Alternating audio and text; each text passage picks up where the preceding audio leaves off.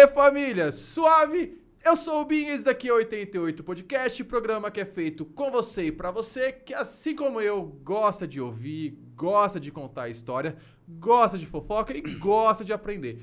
E hoje nós temos aqui um convidado que a gente vai falar um pouquinho sobre inúmeras coisas, sobre psicologia, teologia, vida, Freud e por aí vai. Tudo bom, Jonathan? Como você tá? Inclusive, um senhor estudante. Um senhor estudante. Tudo bom, Jonathan? Como você tá, cara? Eu tô aqui um senhor estudante. E é interessante, né? Porque a ideia de senhor sempre me incomodou, né? Eu lembro eu tinha mais ou menos 15 anos e eu falei pra minha tia, quando a gente chegar com 40 anos já pode morrer, né? Porque 40 anos tá velho, né? E minha tia barata, ela só olhou pra mim e falou assim, eu falei, E aí, quando eu fiz 40 anos, meu primo falou assim, já pode morrer? Eu falei, comecei agora. A vida começa aos 40. E essa parada de senhor é uma parada muito louca. Eu lembro quando eu era moleque na rua, tava jogando bola, falava assim, deixa o moço passar. E chamar tudo. Minha mãe sempre ensinou, mais velho que você é senhor. Hoje, eu sou esse moço que tá passando na rua com a molecada, o moço passar. Chega na sala de aula, o senhor. Eu falo assim, mano, o senhor tá no céu, cara. Aí, só que eu Professor. Todo mundo, senhor. Eu falo assim, mano do céu. E eu ainda não caiu minha ficha que eu já sou um senhor. Um senhor de 34 anos. E é bem isso, né? Porque quando a gente é muito jovem, a gente vê a vida diferente. E jovem acredita que inventou a roda, né? Aquele Exato. jovem inventou a roda. Ninguém tinha pensado nisso antes. E aí, quando eu fiz 40 anos, meu primo veio e fez isso, eu falei, puxa, não, 40 anos é muito jovem ainda, né? Só que eu ainda não tinha começado essa graduação. Eu já tinha feito a teologia, que era uma coisa pessoal, assim, muito pessoal mesmo. Era curiosidade. Eu tenho muita curiosidade. Eu quero saber das coisas, eu quero perguntar. Eu pergunto muito. E aí depois, quando eu fiz 45 anos, eu falei, chegou minha vez. Eu preciso fazer psicologia, que eu sempre quis. Eu sabia disso desde muito cedo, mas eu nunca tive dinheiro para fazer isso. E eu entrei na empresa porque na empresa ia pagar minha faculdade. Eu falei, é isso que vai acontecer. Eu vou entrar nessa empresa, vou fazer a minha psicologia. E eu fiz. E aí eu tinha esse canal exatamente, mais ou menos na mesma época que eu entrei na empresa. Mas nem tinha nada. Tinha uma foto que ficou lá uns 5 ou 6 anos lá. E eu lembrei dele. Aí eu comecei a inventar, colocar coisa lá assim, mas era o meu nome, né? Aí eu falei, puxa, mas eu posso falar que eu já estou um senhor, mas eu sou um estudante. Eu vou colocar um senhor estudante. Aí você interpreta como você quer. Pode ser um senhor velhinho ou pode ser um senhor estudante, uma pessoa que estuda pra caramba. Me identifico nos dois, não no velhinho. Mas um senhor Mas estuda bastante. de 50 estudo muito. E qual que você fez teologia, né? Fiz teologia. E tá finalizando no último semestre de psicologia, né? Começa agora o segundo semestre do ano, meu último semestre de psicologia. Qual você fala assim, cara, essa daqui me dá mais paixão, mais tesão. Qual que você gosta mais, assim? Você fala, eu gosto. Na psicologia? Psicologia ou teologia? Tem uma preferência? Eu acho que não dá para não ter teologia. Isso para mim é uma verdade e como eu acredito em verdades absolutas, eu não consigo me desligar disso. Para mim, tudo tem a ver com a teologia. E a teologia, ela me ajuda a viver. A teologia me ajuda a entender a psicologia. E o contrário, eu não consigo. Você acha que a teologia seria... não é obrigatória a palavra, indispensável para a psicologia ou para a vida? Para a vida. Para a vida. O que é teologia? O que se estuda na teologia? Assim, o que é teologia? Para quem nunca ouviu falar. Se a gente for falar simplesmente, sim, da forma mais simples, uma forma freiriana, uma forma Paulo Freire. Logos é uma palavra grega, né? Logos que tem ela significa palavra. E a logia tem a ver com estudo de. E tel é uma palavra grega também que fala de Deus. Então, basicamente, estudo sobre Deus, estudar sobre Deus. Muito simples. Mas assim. não é aquele estudo só bíblico, né? Vai além ou é muito mais bíblico? Ele é muito bíblico, mas é história. Eu estava vendo, na pandemia, eu tive a oportunidade de fazer coisa que eu nunca tinha feito na vida, que era ficar vendo vídeos, né? Por exemplo. E como na pandemia o meu trabalho não dava para ser home office, e minha esposa não parou de trabalhar e meu filho começou a trabalhar... No meio da pandemia? No meio da pandemia, dentro da pandemia. O que eu fazia? Eu não gosto de TV, né? De TV... Essas coisas que cansei de televisar muitos anos atrás. Essas coisas de jovens? Não, eu acho que nem. Não, eu acho que jovem nem vê TV, né? É verdade, verdade. São os senhores que veem TV. Jovem não vê TV, né? E aí eu comecei a ver muito vídeo. E um dos vídeos que eu achei muito legal foi a ideia de quem é Deus, né? E aí eles estavam estudando e eles foram em povos muito primitivos, principalmente na África. Porque a África ela é muito dividida pelo deserto, né? Tem a África que é mais próximo do povo ocidental e o deserto separou a outra turma que ficou muito longe. E eles foram para lá, né? E Deus, para eles, não tem figura. Não existe figura, como em outros povos. E também não tem nome. Não existe um nome. E aí isso me chamou a atenção. Por que esse povo fala desse Deus inominável e sem imagem? De onde eles tiraram isso? E eles não têm essa mistura que a gente tem, porque, por exemplo, a gente aqui, metropolitano, a gente fala de tudo, de qualquer coisa, né? Como se a gente fosse os maiores entendedores de tudo, porque todo mundo está aqui falando de tudo, né? E quem entende de tudo não entende de nada, né? E aí, esse Deus inominável, esse Deus que não tem nome, esse Deus que não tem imagem, por que eles sabem?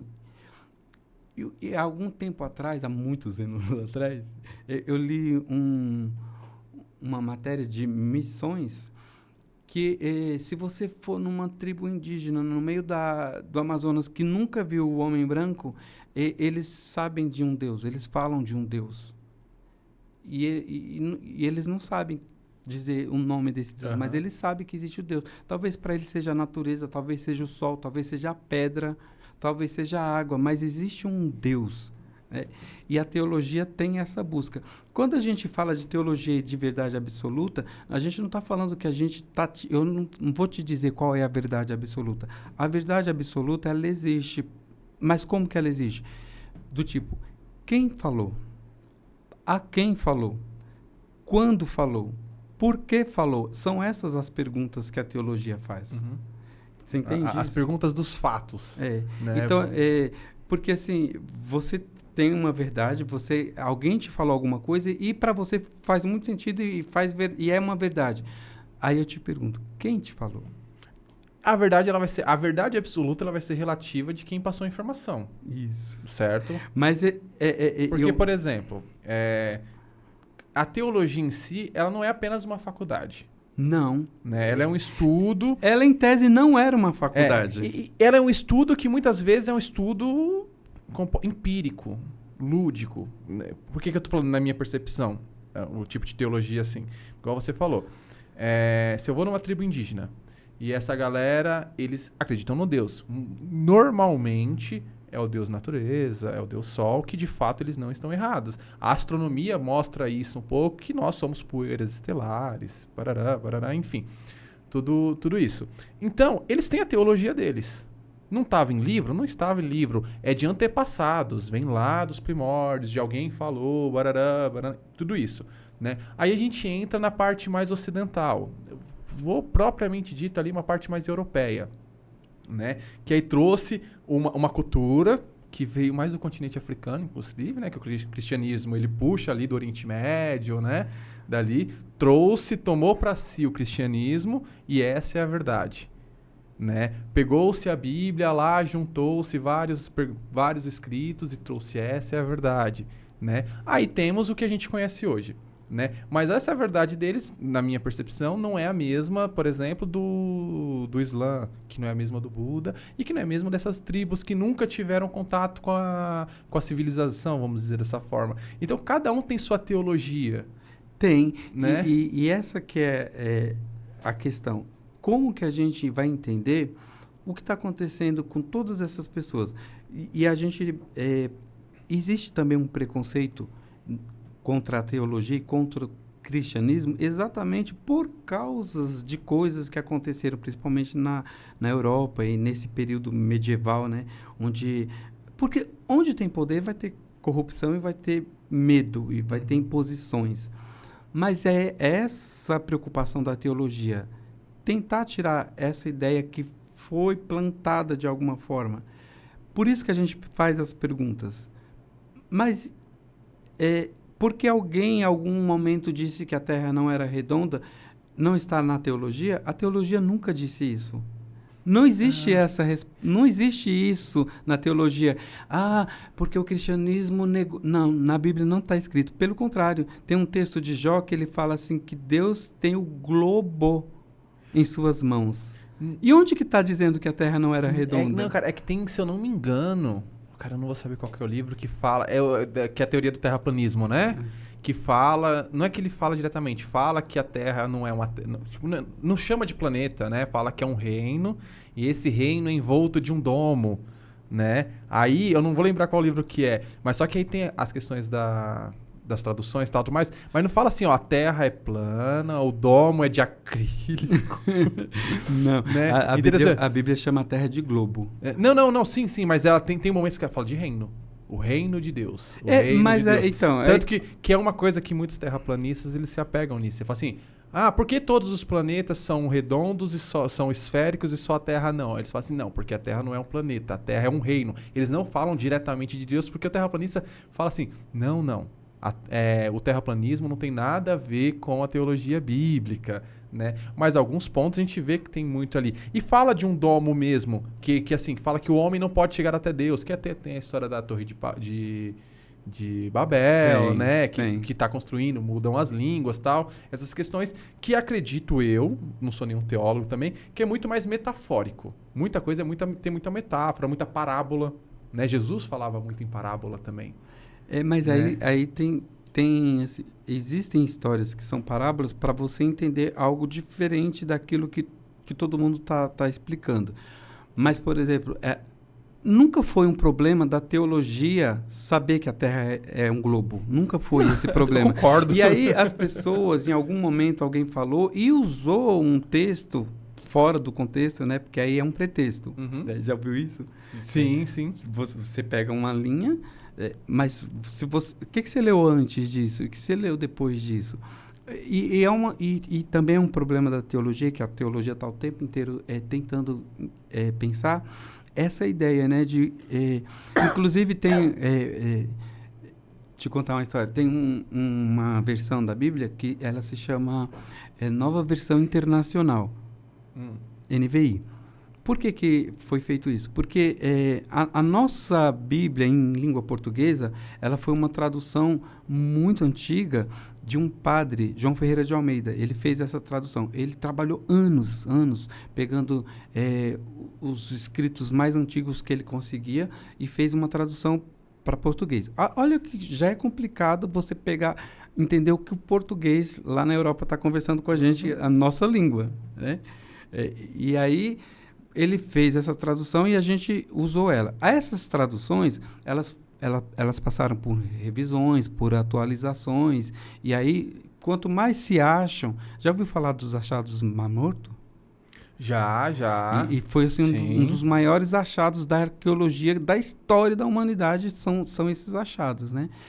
E lá foram encontrados os manuscritos mais antigos da Bíblia. E é muito legal essas histórias, porque assim, quando você pega esses escritos antiguíssimos e você vai pegar as traduções que nós temos, você percebe que não tem essa loucura que todo mundo fala, que a Bíblia foi refeita, foi reescrita. Não. A NVI, o que eles fizeram? Eles pegaram teólogos dos 7 países de fala portuguesa. E todos eles pegaram esses manuscritos antigos, os mais antigos que eles tiveram, e fizeram traduções. E aí, eles pegavam essas traduções e eles iam trocando em países. E toda vez que davam uma ideia que não era a ideia que era para ser, porque às vezes você fala uma coisa que eu achei muito legal, tem uma escritora que ela escreve para adolescentes, Eu esqueço o nome dela. Ela escreveu um livro e esse livro foi para Portugal. Língua portuguesa. Quando chegou lá, eles foram ler que o flanelinha estava no carro. E como que um português vai entender o flanelinha? Pra gente de São Paulo, se fala flanelinha, você entende na hora que tem um cara querendo catar seu dinheiro na hora que você deixou o carro, né?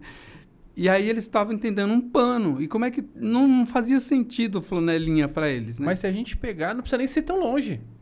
No Brasil mesmo, o que a gente fala aqui em São Paulo, o pessoal, por exemplo, uma vez eu fui para Natal, aí eu cheguei lá no mercado e falei assim, moça, eu queria 1,5 kg dessa carne aqui, você quer carne verde ou madura? Carne.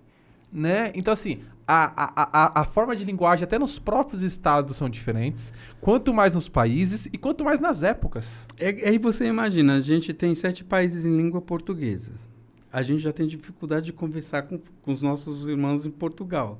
Aí tem os nossos irmãos lá da África que falam português e aí eles... Olha a complicação que é, porque a gente... Tradução não existe, né? Existe versão.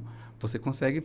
Porque, por exemplo, a gente... eu não sei se é verdade, mas eu sempre passei a vida inteira entendendo que não existe tradução para a palavra saudade em outros idiomas. Saudade é uma palavra só da língua portuguesa. Pra eles é sentir falta. Então. É que, na verdade, é mais questão de sentimento, né? Eu acho que... Eu posso estar errado também, eu acho que é um pouco de prepotência. Não existe tradução para a palavra saudade. Para a palavra não, mas para o sentimento sim. Então, mas é difícil. Né? Existem palavras que são muito difíceis de você fazer o outro... Bombom, né? Eu não sei inglês, mas eu sei que bom é good. Aí eu vou falar good. Mas não é isso, né? É outra coisa que fala. E bombom, a gente sabe o que é bombom. Quando eu falo que é um bombom, você vai entender rapidinho. Aí você pega esses 7 países e você pega os teólogos e eles vão pegando os... E aí não era uma versão de João Ferreira de Almeida, que é aquela que a gente tem, que a gente sempre conheceu. Todos os países de língua portuguesa sempre usou essa versão. E a NVI fez isso. Pegar esses manuscritos, os mais antigos que tinham, fazer uma versão para todos os países de língua portuguesa que todo mundo conseguisse ler e entender. Então, eles pegavam e iam mandando. Deu ruim aqui. Aí eles refaziam. Eles levaram anos fazendo isso, porque eles não iam usar a versão de João Ferreira de Almeida. Eles iam usar esse novo jeito, que chama NVI, né? Nova Versão Internacional, e com uma linguagem atualizada. É a linguagem, não a ideia.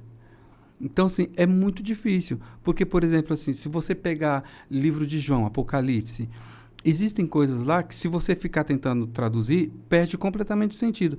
João fala, por exemplo, de uma cidade que ele viu e ele dá a medida. E ele fala sempre de 12 côvados. Ela é uma cidade quadrada. 12 daqui, 12 dali, 12 dali. Aí você pega uma versão que tem em português, que é a linguagem viva, que geralmente é para jovem. Aí eles pegam, traduz pelos números que dá, a quantidade de côvados, de 12 côvados. Perde completamente o sentido, porque a ideia não é a medida exata. É você falar que são 12, porque 12 tem um número simbólico, né?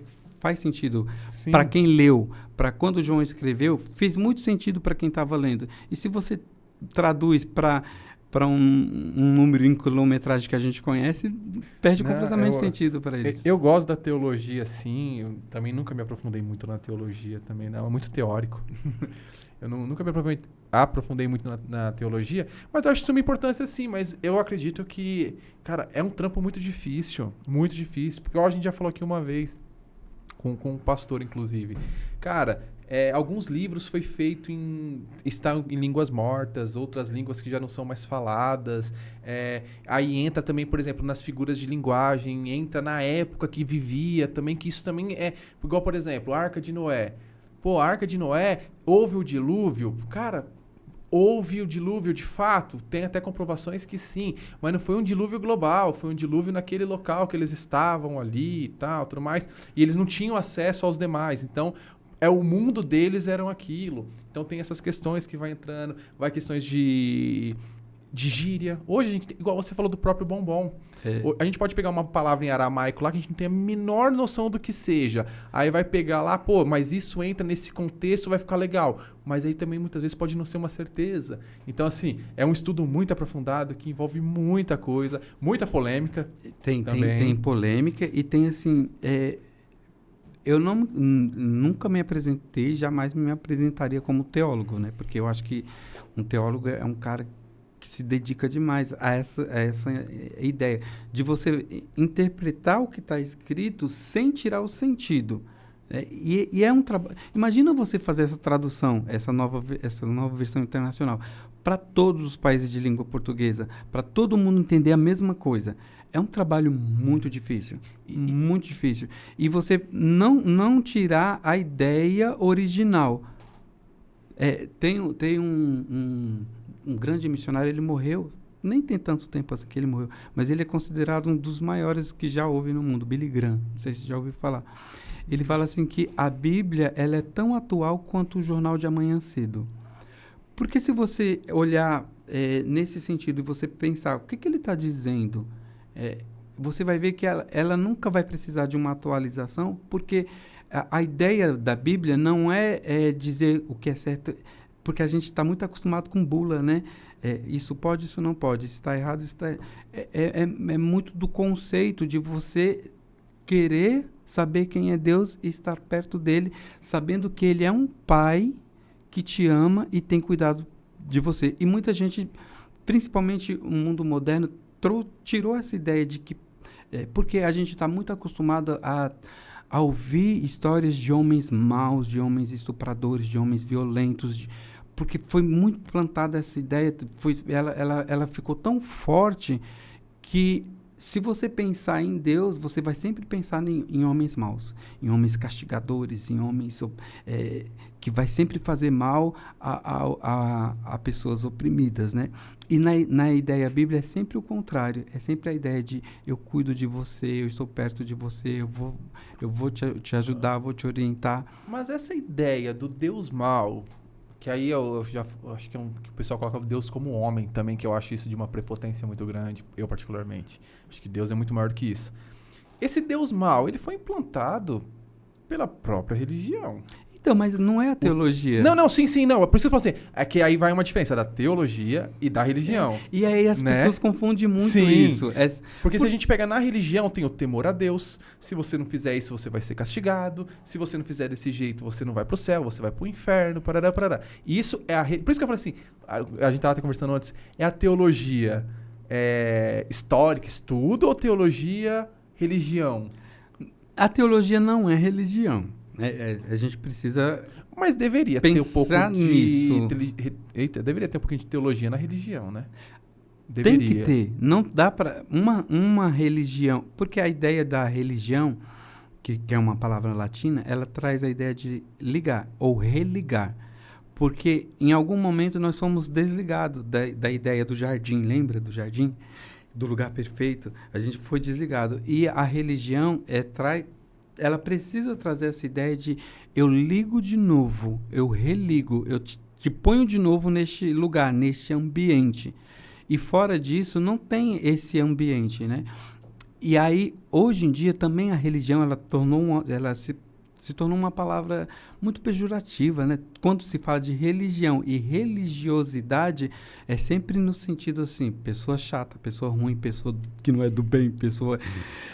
complicada, pessoa que eu não quero por perto. E eu, como fui criado com uma família de avós que gostavam muito de palavras, meu avô, ele tinha um vocabulário muito interessante para homens da idade dele, para homens do tempo dele. Ele gostava muito de palavras. Meu sogro era um apaixonado por vocabulários e palavras, né? Um dia ele falou assim, qual que é a diferença de teu e seu? Eu falei, se são pronomes possessivos que indicam a outra pessoa. Qual que é a diferença?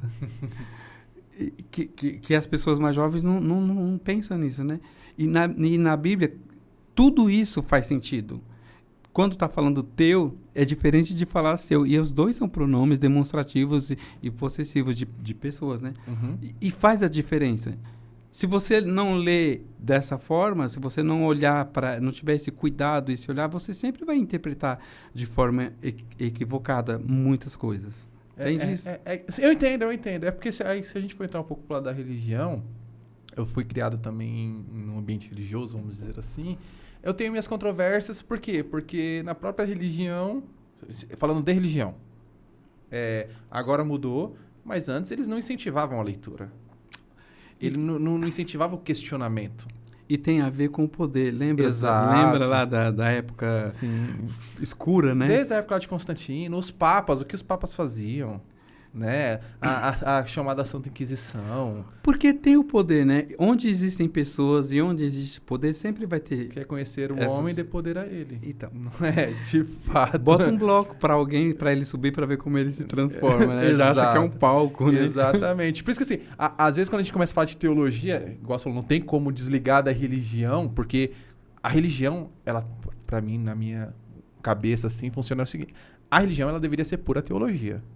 Tem que ser. Mas não é. Não é. Né? Entendeu? Pra mim tinha que ser pura teologia. Por quê? Porque, ó, isso é assim, assim, assado, tal, tudo mais. Ó, Jesus falou assim, não é interpretar da forma que eu quero, pegar uma coisa fora de contexto e falar assim, ó, vai acontecer isso por conta que tá escrito lá. Mas é o pretexto, né? E o restante? E o contexto geral? Né? Então isso acaba dando uma bugada. Uma vez eu ouvi um pastor ele falando assim, ó, a diferença de crente. E aí, como eu sou evangélico, e aí os evangélicos são conhecidos como crentes, né?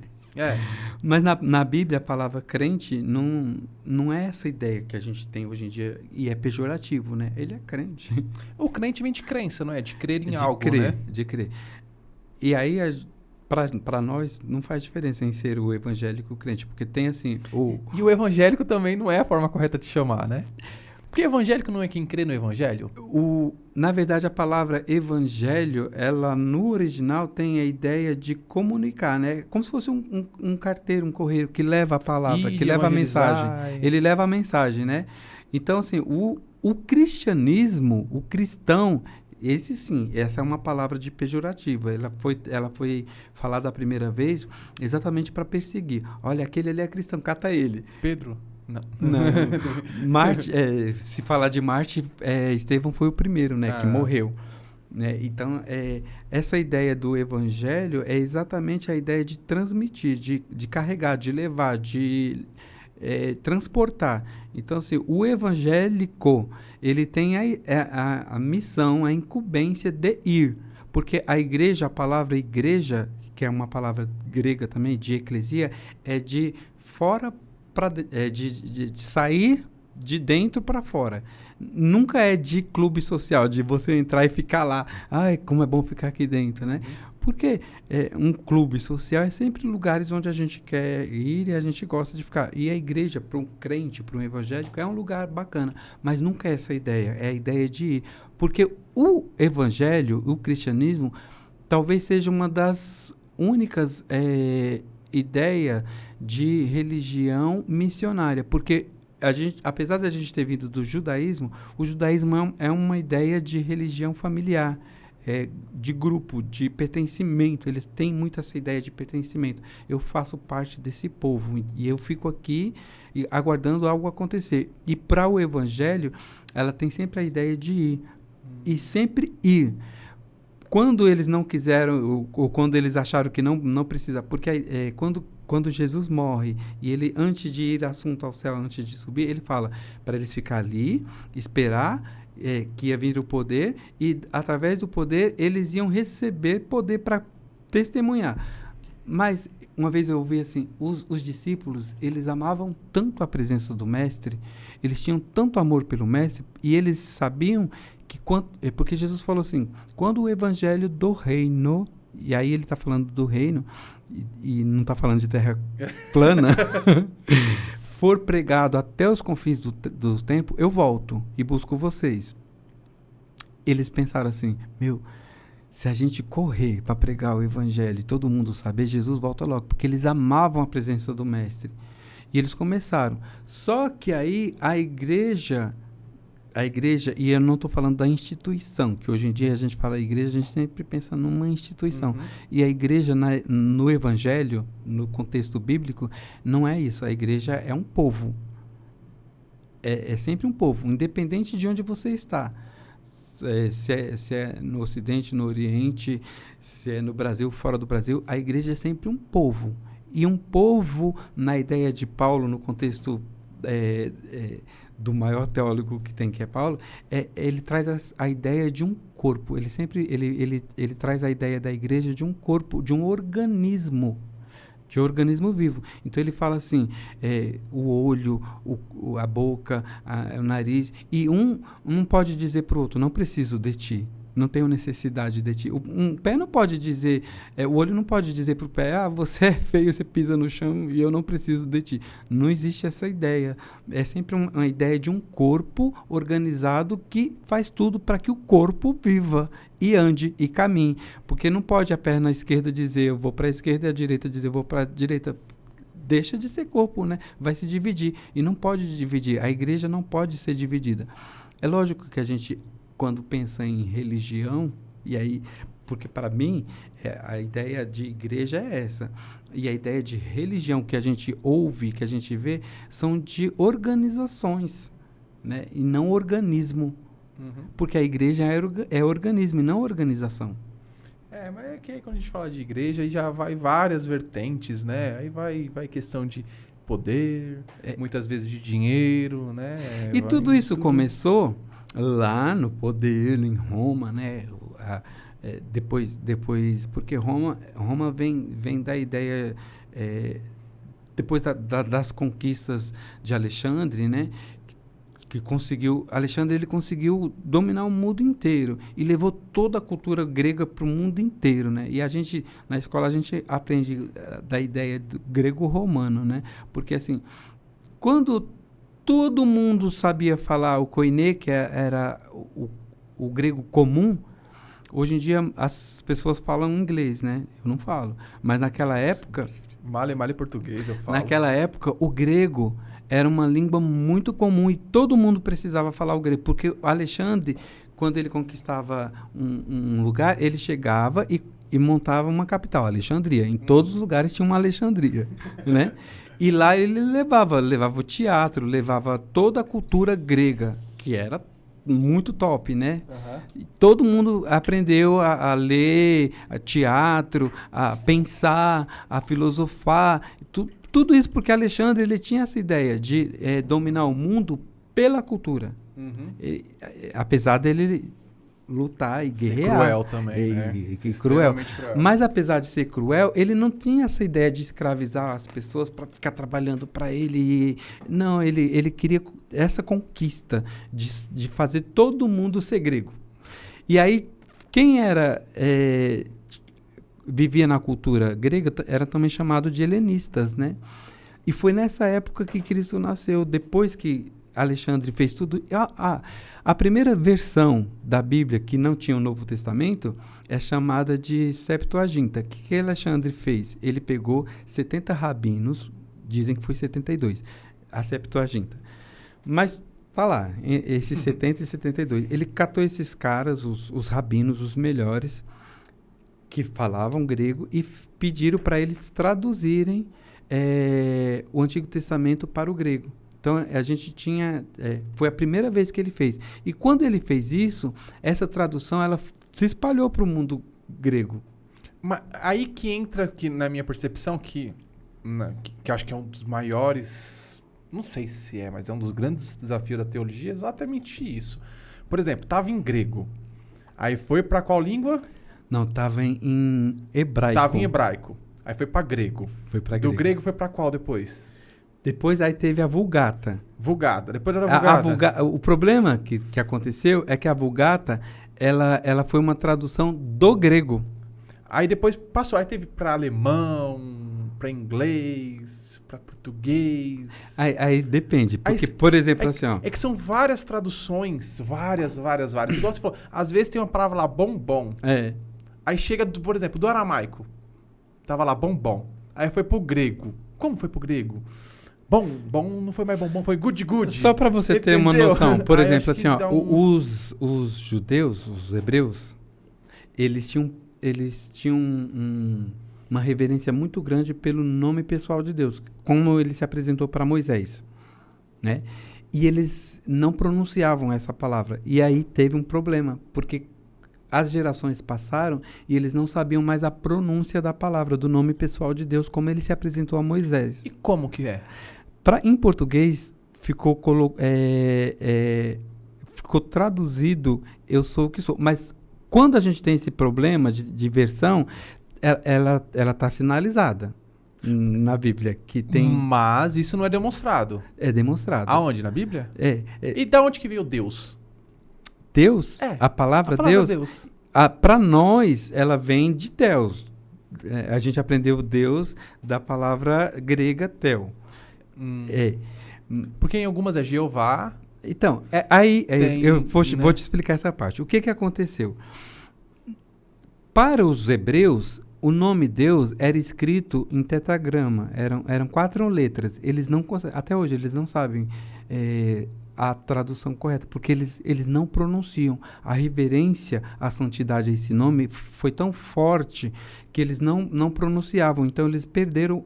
E como eles não tinham a gente, para nós, a gente sabe o que é as letras, né? A gente tem nos nossos fonemas A, B, C, A, E, I, O, U e as outras. Como é que chama isso mesmo? Consoante e vogal? Isso, consoante e vogal. Eles não tinham vogais. Uhum. E aí era um tetragrama, que para nós foi traduzido nesse tetragrama. Existem dois jeitos de traduzir, que é o H, Y, H, Y, e tem uma outra forma também.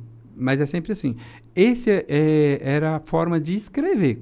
Como traduzir em palavras é muito difícil, porque eles não falam, então a gente não tem. Alguns falam que era Iavé, outros falam... Porque, na verdade, esse nome pessoal de Deus, ele não traz a ideia de soprar. A gente sempre fala... Em português, a gente fala soprando, né? Soprando. E esse nome é puxando. E é muito difícil, porque... E a gente não consegue, porque nem eles sabem. Imagina a gente que nunca falou hebraico, né? Então, o que eles fizeram? Eles, para evitar erros, eles traduziram em grego para a palavra Senhor. E na Bíblia, quando aparece esse nome pessoal de Deus, Senhor, ele está em itálico e em letra maiúscula. Toda vez que você lê na Bíblia desse jeito, é porque é para você entender que esse é o nome pessoal de Deus, que na Bíblia hebraica está escrito aquele tetragrama, que são 4 letras. Entendeu essa parte? Sim, sim. Então a gente não sabe. Jeová, alguém foi lá e falou assim: eu acho que é Jeová e agora minha religião é Jeová, então eu vou falar Jeová. Mas, na verdade, é muito provável que não seja. Talvez um parecido é Iavé. Porque a gente vai escutar Iavé, vai escutar Javé. Já vai escutar Deus. Javé, que é uma forma de Javé. Então Senhor. são vários, então, a gente precisa... O Senhor eu acho que é um pouco mais patriarcal. Por que não Senhora? Porque Deus nunca se apresentou como... ele sempre se apresentou como Pai. Ele se apresentava como humano? Aí a gente chama teofania, né? Que na teologia a gente chama de teofania. Porque Deus não é pessoa. Exatamente. Não é pessoa humana. Então ele não se apresenta como criador? E também como pai. Para Adão ele era o pai. E para Jesus ele é o pai. Aí se a gente pensar nessa ideia de família, talvez, e aí é uma bobagem que eu falo.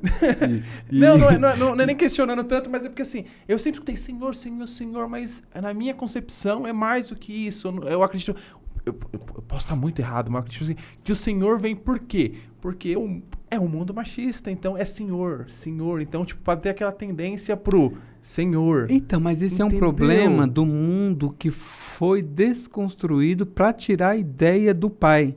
Porque a ideia do pai do Antigo Testamento não é a ideia patriarcal, machista, ruim que foi plantado para nós.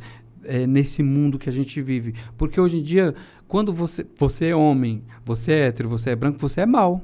Você é mau, você é malvadão e você machuca todo mundo. Ah, mas daí tem precedentes. Tudo bem, mas você não é. Não, tudo bem, Não mas é porque alguém fez que você é. Mas aí eu entendo a pessoa que acredita ser, porque se a gente for pegar Mas aí, historicamente... Se a gente for pensar assim, historicamente, eu vou achar que mulheres são más porque eu já vi muitas mulheres batendo em filhos. Não, mas... E aí não. eu não posso dizer porque eu vi e ouvi e li disso e eu vou achar que todas as mulheres são más. Se a gente pegar historicamente, se a mulher respondesse mal o homem, ele podia trancar ela no lugar, ela ficar vivendo lá, e isso era perante a lei. A mulher, se ela traísse o homem, ela podia ser apedrejada. Mas a lei não era só pra mulher. Oi? A lei não era só pra mulher. Quantos homens foram apedrejados? Peraí, se a gente fosse ver... Mas a gente tá falando de lei. Não, se a gente pegar historicamente, o homem poderia ter mais de uma mulher? Poderia. A mulher poderia ter mais de um Não homem? poderia. Então a gente tá vendo. Então, de fato, era tudo feito... Mas não era da lei. Deus nunca quis. Não, mas eu não tô falando da lei de Deus. Então, mas aí... Tudo bem, não, mas por exemplo... Você entende a por complicação exemplo, disso? De olhar a pessoa e falar assim, a pessoa é o que a gente chama hoje o heterotop. Por que o heterotop? Porque normalmente ele é um grandíssimo filho da mãe. Certo? Por quê? Porque se a gente for pegar, agride muitas vezes, não é generalizando, acho que todo generalizar é burro, né? Assim, não se generaliza nada. Mas, se a gente for... Não, ok, vamos falar de agressão. Historicamente, até hoje, quem agride mais? Homem agride mulher ou mulher agride homem? Aí você vai entrar num problema, porque depende do que está escrito. Não depende do que está escrito. Cara, olha a quantidade de feminicídio que a gente tem. Certo? Aí quando a gente vê numa notícia que a mulher matou um homem lá, igual teve aquela mulher do cara da Yoki lá, meu Deus, que monstra. Mas olha o tanto de homem que mata a mulher, agride mulher e não acontece absolutamente por exemplo, nada. Se você então, lê alguns livros... Aí eu acredito que não seja tanto um preconceito. É uma realidade que de fato acontece. Hoje a mulher não pode sair na rua porque ela pode ser assediada e ela pode ser morta. E isso não é um preconceito. E eu teria muito medo de ser mulher. Isso é um conceito. Por que você teria medo de ser mulher? Eu me lembro Entendeu? Então por isso que eu tô falando assim, às vezes a questão da mulher ter... A mulher tem motivo pra ter medo de sair na rua? Tem. É exatamente isso. Tem, e eu sinto muito. Eu também, Eu sinto muito. E inclusive, o próximo semestre vai ser um das minhas buscas é trabalhar com homens violentos. Eu quero muito trabalhar com homens violentos. Uma colega passou para a gente no último dia de supervisão de estágio e ela foi falar do trabalho que ela fez com esses homens, né? E ela falava assim que ela não usava nem cachecol no dia que ela tá... Não era cachecol é de homem, né? É Sharp. Ela disse que não usava. Mas ela também falou assim que ela foi com muitos preconceitos, né? Sim. Ela foi para lá, ela foi com esse trabalho com todos os preconceitos possíveis e ela disse que saiu transformada, né? Por quê? Porque às vezes, por exemplo, Lei Maria da Penha. Quem é Maria da Penha? Foi uma mulher que foi agredida por muitos anos pelo marido. Então, quem falou isso? Ela? Ela nunca falou isso. Não é a luta dela essa? Ela luta por isso, mas ela nunca disse que ela ficou paraplégica por causa do marido. Não, mas ela foi agredida pelo marido? Não. Ela não foi agredida pelo marido? Ela Então, cara, eu sempre achei errado, então, muito errado. E eu passei a vida inteira. Aí depois quando eu... E inclusive ensinei isso. Aí depois eu fiquei sabendo que tudo o que aconteceu... E era treta de família, porque ele acho que ele é fora do Brasil, desses países de fala espanhola. Cara, ele não agredia ela? Aparentemente, ele agredia verbalmente. Opa, então nós temos uma agressão. Tá, mas ela tá paraplégica, não sei se é tetra, acho que é paraplégica. Ela anda de cadeira de rodas. E tudo isso foi por causa de um tiro que ela recebeu num momento de assalto. Pelo menos é uma história, a história mais oficial é essa. E eu passei a vida inteira achando que o cara derrubou ela da escada, que chutou ela. E aí eu achava que ela tinha falado. E aí eu fui ouvir outras pessoas e ouvi um outro podcast. Ela nunca tinha falado isso. Cara, depois eu vou até ler sobre, porque de verdade, assim... E é uma coisa que a gente passa a vida inteira ouvindo e a gente vai falando. É que, na verdade, eu não sabia que ela era tetraplégica ou paraplégica. Eu não sabia. Ela anda de cadeira de rodas, eu sabia, assim, pelo menos. Eu sabia que o nome Maria da Penha, da lei, foi instituído por conta da luta dela. E eu ouvi, li, assim... E se eu tiver errado, depois eu escrevo lá em algum lugar. Eu li em reportagem ali sobre que, a gente passou havia a vida agressões. Inteira. E aí, o que me chamou a atenção... Foi eu pensar assim, poxa, mas se ela nunca falou isso, por que todo mundo está falando o que ela falou? E eu repeti isso um monte de vezes. Ela... Porque foi instruído a falar. Certo? Se você falou que ela apanha, é porque você viu em algum lugar. Então, mas... E acreditou em algo que viu. E todo mundo fala, existe uma lei dizendo que isso aconteceu. Não, a lei não diz que isso aconteceu, né? Com o nome dela. Não, a lei é com o nome dela, porque ela quer... E ela lutou muito para que essa lei acontecesse. Sim. Né? E, cara, é de verdade, agora eu até... eu não sei realmente, mas pra mim eu tinha havido agressão. Tá? Não. Houve agressão? Houve agressão. Peraí. Houve agressão. Houve agressões e tem... Verbais e físicas? Verbais e físicas. Essa questão do assalto foi uma simulação do agressor em cima dela. Ele disse que foi um assalto, mas na verdade foi ele que cometeu o... Ah, tá. Então, só que se você pegar os autos, ele nunca foi condenado, nunca foi julgado por causa disso. E não existe. Essa é uma outra história que também é contada. Não, mas isso aí, se a gente for falar de questão de condenação, a gente vai entrar num aspecto muito mais complicado. Porque não tem provas. Não é porque não tem provas. No Brasil, a mulher for agredida, ela vai pra delegacia, ela vai ter que tomar chá de cadeira e ela vai ser ainda como culpada. A mulher... Se a gente for pegar o fato do jogador de futebol agora que tá preso lá, que estuprou a menina, estavam tentando colocar a culpa nela de qualquer forma, falando que era por causa de dinheiro. Então, assim, aí o problema entra nisso. No Brasil, sobretudo no Brasil, no mundo inteiro, mas sobretudo no Brasil, a culpa sempre era vítima. Você foi estuprada porque você estava com short curto, porque você estava de saia. E é uma coisa que a gente precisa... Então não é o fato do julgamento, é o fato... Por que não foi julgado? Por que não foi condenado? Porque, sobretudo... Né, na grande maioria está sendo julgado e condenado por outros homens, que possivelmente pode cometer esses atos também. E o interessante, assim, que se você... Aí você vai procurar, realmente você não acha uma fala dela, ela falando essas coisas, que foi desse jeito, porque a gente conhece essa história dessa forma. E aí você procura, fala, não, mas é verdade. Aí você procura, você não acha ela falando essas coisas, que foi dessa forma. Eu já não sei, também não vou entrar nesse mérito. E eu fiquei preocupado com isso, porque eu passei a vida inteira, tipo assim, puxa, Maria da Penha, e ela é uma senhorinha, né? E a gente fez um estágio uma vez num colégio, e a gente apresentou algumas pessoas para as crianças, não eram crianças, eram pré-adolescentes, e a gente mostrava algumas imagens. Aí a gente mostrou a imagem da Maria da Penha, né? Aí, quem é essa pessoa? Aí, ela tem cara de vovozinha, que sabe fazer bolo gostoso. Eu falei assim, vocês nunca ouviram falar dela? Eles não sabiam. Aí eu falei, olha, essa aqui é a Maria da Penha, inclusive tem uma lei com o nome dela, porque aconteceu isso. Contei todas essas histórias, né? Aí depois, eu vendo um podcast, aí eu falei assim, mas a gente passou a vida inteira falando isso e não é desse jeito. Existem os autos, existem os inquéritos e nada disso foi comprovado. E ela nunca falou. O que eu achei incrível é que ela nunca falou que foi ele. Eu não vou saber te dizer porque eu nunca li os autos, assim, de fato. Mesmo se eu fosse ler, eu não ia conseguir entender nada. Mas, assim, eu nunca li, mas também assim, diz que são páginas intermináveis. Mas assim, no caso dela, eu não posso falar porque desconheço assim, né? O caso aprofundado. Eu conheço a lei que é devido a ela, algumas agressões verbais, físicas, enfim, que houveram, tal, da luta que ela teve. Mas conversei com algumas pessoas, conheço pessoas muito próximas que já sofreram agressão, né? E não foram poucas pessoas, né? Foram várias, inclusive... Eu fico abismado, muitas vezes, que são pessoas que a gente menos imagina. Eu tava até conversando com o Adriano ontem sobre isso. A gente menos imagina. Fala assim, mano, como assim? E as pessoas não falam. Por que elas não falam? 99% delas que eu conversei falou isso aqui. Porque se a gente fala... a primeira pergunta que as pessoas fazem, mas o que você fez pra ele? Tipo assim, eu sofri uma agressão, então a culpa é minha. O que eu fiz pra ele? Ele me agrediu.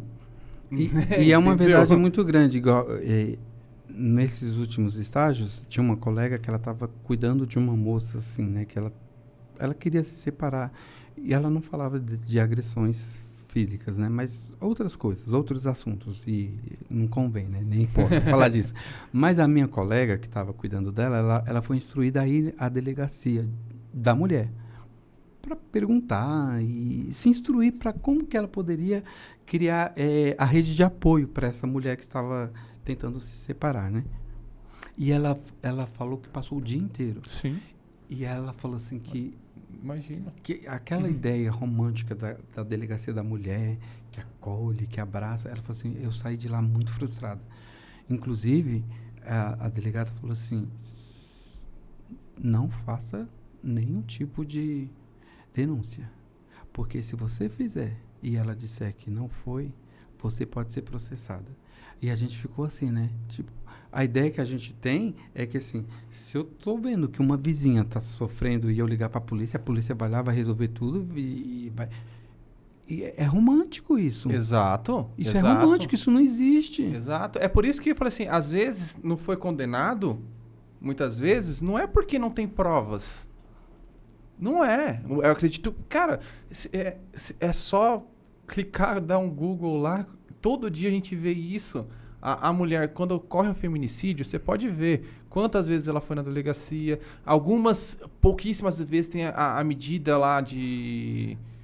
protetiva lá, de distância lá, que os caras não cumprem, não acontece nada. O cara vai lá, entra na delegacia, presta um depoimento, como fala qualquer asneira, fala uma receita de miojo e sai pela porta da frente. Então, assim... E é a luta entendeu? A psicologia está aí tentando, lutando, né, para ver... Porque, por exemplo, você vai lá e você faz tudo direitinho. Aí eles te dão uma cartinha dizendo que você não pode chegar a tantos metros perto daquela pessoa. E aquela cartinha vai te proteger de quê? Exatamente. E como que a gente faz? Como que faz? Aí, Pra mim? não. Bateu, prendeu. Tá louco? Cê é louco? Eu como pessoa... É inconcebível um homem agredir uma mulher. Eu como pessoa, inconcebível. eu tenho os piores pensamentos possíveis a pessoas que fazem esse tipo de... Com de mal. certeza. Mas aí, eu, como psicólogo, a minha ideia é como que eu vou cuidar para que isso cesse, para que isso não aconteça. E uma das minhas lutas a partir do próximo semestre vai ser exatamente essa, assim, como que eu posso cuidar para que homens não... Porque eu sou de uma família em que é inconcebível essa ideia da agressão, de você pegar, de você, principalmente você como homem, na minha família, você agredir de qualquer forma. Uhum. O meu pai, Eu concordo, o meu pai plenamente. é um tipo de pessoa que ele tem sempre uma palavra. Para ele é sempre a conversa, é sempre conversar, é sempre falar. E eu fui criado nesse ambiente do pai que cuida, que conversa, que senta com o filho. Às vezes eu falo assim, acho que se ele me batesse ia ser melhor. Porque ele sentava e ele falava. Até hoje meu pai, assim, ele pega os netinhos dele e ele fala assim, vem cá que o vô vai falar. E aí ele fala assim, a Helena é a minha sobrinha caçulinha. Com a Helena eu falo de um jeito, com o Pedro eu falo do outro, com o Felipe falo do outro. O Felipe é o mais velho, né? E o Pedro é o meu filho. Então, assim, eu fui criado nesse ambiente. Então, quando fala assim, a agressão e a agressão de um homem para uma mulher, é uma coisa assim, eu acho que eu não tenho capacidade de atender um agressor. Por isso que eu preciso aprender. Porque se ele vem para o meu consultório, para eu olhar para ele e fazer cara de azulejo, como que eu vou conseguir, né? Como que sou eu, pessoa, no papel de psicólogo atendendo um agressor? Porque não entra, não cabe na minha cabeça. É que você é psicólogo. Como eu não sou, cara, agressor pra mim é sem ideia. Então. É sem ideia. Não, isso é inconcebível, cara. Imagina, fosse minha filha, fosse sua filha. Eu não posso pensar nisso, cara. Então, não assim, posso pensar nisso. Graças a Deus eu não fiz psicologia porque eu não ia conseguir. Cara, não dá. É inconcebível. É inconcebível. É uma coisa que é sem ideia. Não pode. Não pode. Não. Então, aí eu tava falando pra você. Ó, teve uma vez que eu precisei trabalhar no período da manhã, entre as 6 horas da manhã, lá em Guarulhos. E aí a gente passa por um lugar, não sei se você conhece, saindo do Itaim Paulista, Villani. Conheço. É um lugar assim, diferente, né? Você passa... É um lugar diferente? Você passa... Eu fiquei sabendo que era um lugar extremamente perigoso. Mas eu ia de carro. E aí, a primeira semana que eu passava por ali, e eu sempre levei minha esposa até a estação de trem. Como eu estava indo muito cedo, ela não podia levar ela. Isso já me trazia muito sofrimento. Mas a minha cunhada, que ia de carro, passava lá para levá-la. E aí eu passava, e é muito longe do Villani até a estação de trem. E eu passava e via aquelas mulheres andando ali sozinha. Eu sentia medo por elas. E aquilo me angustiava. Teve um dia que eu comecei a chorar. Pensar assim, puxa, deve ser muito, muito ruim você ter que levantar de madrugada, andar por aquele lugar. Mas é qualquer lugar, né? Mas aquele lugar era um Não, lugar, sabe- era um lugar de angústia Tudo para bem, mim. mas- Era angustiante. Sabe o que eu falo em qualquer lugar? Onde que a menina foi estuprada pelo jogador? Dentro de uma boate de classe alta. Então, e é isso que eu te falo. Para mim, para minha ideia de família, só essa fala ela me angustia, me deixa angustiado. Entendeu? Imagina, eu fico putaço, velho. Não, é uma coisa que quando eu escuto eu fico até meio agoniado, assim, porque, meu, é uma coisa que é fora da minha concepção, assim, uma coisa, tipo, é inadmissível. Mas olhando pelo lado, agora vamos assim, olhando pelo lado pelo lado de psicológico, o quão grave é pra saúde mental da mulher andar na rua com medo? Você tem algum ponto de vista sobre isso? É tão grave e tão angustiante que, para algumas mulheres, elas mudam até a forma feminina de ser. Existem mulheres que elas meio que se travestem para parecer mais masculinizadas. E olha o sofrimento que é para uma mulher que se sente muito feminina, muito menininha, ela ter esse medo. E como eu levo minha esposa, eu vejo em loco essas situações. Porque assim, a ideia é você ser livre, né? E isso está na Constituição. Você é livre para ir e vir. Tá, né? Tá na E Constituição, você, mas não é livre pra ir e vir, não, livre né? e você é preso. Você vive... Porque eu acho que o fato de você ter que levantar de madrugada para ir trabalhar já é muito ruim. E você ser uma mulher, levantar com medo e sozinha para um lugar onde você sabe que todos os perigos... Não que os homens não vão sofrer perigos num ponto de ônibus, que a gente sabe o que acontece, mas é um perigo distante. O medo que eu sofro não é o medo que a minha esposa sofre. Ah, sem dúvida. Sem dúvida. Eu tenho medo de ser assaltado, de levar minha aliança, que é de mentirinha. Eu nem de carteira saio. Esse é meu medo. O medo é de levar o celular, levar um relógio ou coisa parecida. Da mulher, não. Da mulher, ela tem... Com todo respeito, ela tem medo de respirar. É uma coisa que a gente tava falando em sala hoje, cara. A mulher, ela não pode andar que vai ter cara mexendo. E esse medo, ele faz essa mulher pensar em muitas coisas das quais ela não devia estar pensando. Ela devia estar livre, ela devia estar tranquila. E ela está pensando... Muitas delas deixou um filhinho, outras estão carregando o filhinho para levar em outro lugar, e eu vejo isso também, né? Umas chegam, é uma vizinha, uma avó, uma tia, e elas ficam lá assim olhando com um bebezinho para deixar, para pegar o ônibus para ir trabalhar, e aí você chegar dentro de um ônibus e aí ter alguém que você tem que olhar onde que você vai sentar. Isso tudo vai trazendo um sofrimento e uma angústia muito grande para as pessoas, e a gente vive nesse mundo onde as pessoas elas têm crise de ansiedade, elas têm crise de pânico, elas têm medo de falar, elas têm medo de olhar, elas têm medo... Eu tenho uma prima que ela teve que andar de trem, não sei por que ela teve... Para mim, andar de trem é a coisa mais normal e cotidiana. Faz parte do e dia. ela... Criada não, ela é baiana como eu, mas viveu a vida inteira nessa metrópole. Ela passou tantos anos morando em Mogi das Cruzes que ela ficou com medo de andar de trem. Ela ia trabalhar de trem. E aí ela disse que entrou com o filho dela que nunca tinha andado de trem. Não olha para ninguém, não olha para ninguém. Ele passou a viagem, imagina sair de Mogi das Cruzes e até o braço de cabeça baixa com medo, quanto mal faz para essa pessoa? Quantas angústias, quanto sofrimento psíquico. E esse sofrimento também, ele começa a passar pro corpo. O corpo vai reagindo. O corpo reage a todas essas coisas. Porque, para Freud, não existe doença da mente e doença do corpo. Existe a doença. E uma tem a ver com... E toda a doença é da mente. Eu já ouvi bastante disso já, cara. Tanto que tem até aqueles tratamentos que eles falam com placebo. Né? Se eu estiver equivocado, também peço desculpas, que é comprovado, né? Que foi feito testes com placebo e... Sempre. E todo medicamento, ele precisa passar por esse processo. Tem o teste do medicamento, o placebo, para né? ver o o quanto não é controle, né? psicológico a sua cura. Eu já vi falar... Cara, já vi... É muita coisa que a gente escuta E funciona. falar, né? Ouvi falar também que isso daí acredito eu que não seja comprovado, né? Mas é um... Não é um dito popular, mas é uma galera fala aí. Uma galera fala que é o seguinte, por exemplo, a pessoa que fala na cara, não tá nem aí. Não gostou? É isso. A pessoa sincerona. Essa pessoa não fica doente. A pessoa que engole muito, tipo, não vou falar pra não magoar, não vou falar pra isso. Essa pessoa adoece. Elas são mais adoecidas. Isso é verdade. Mas também existem essas pessoas, os sincericidas, né? Eles também são doentes.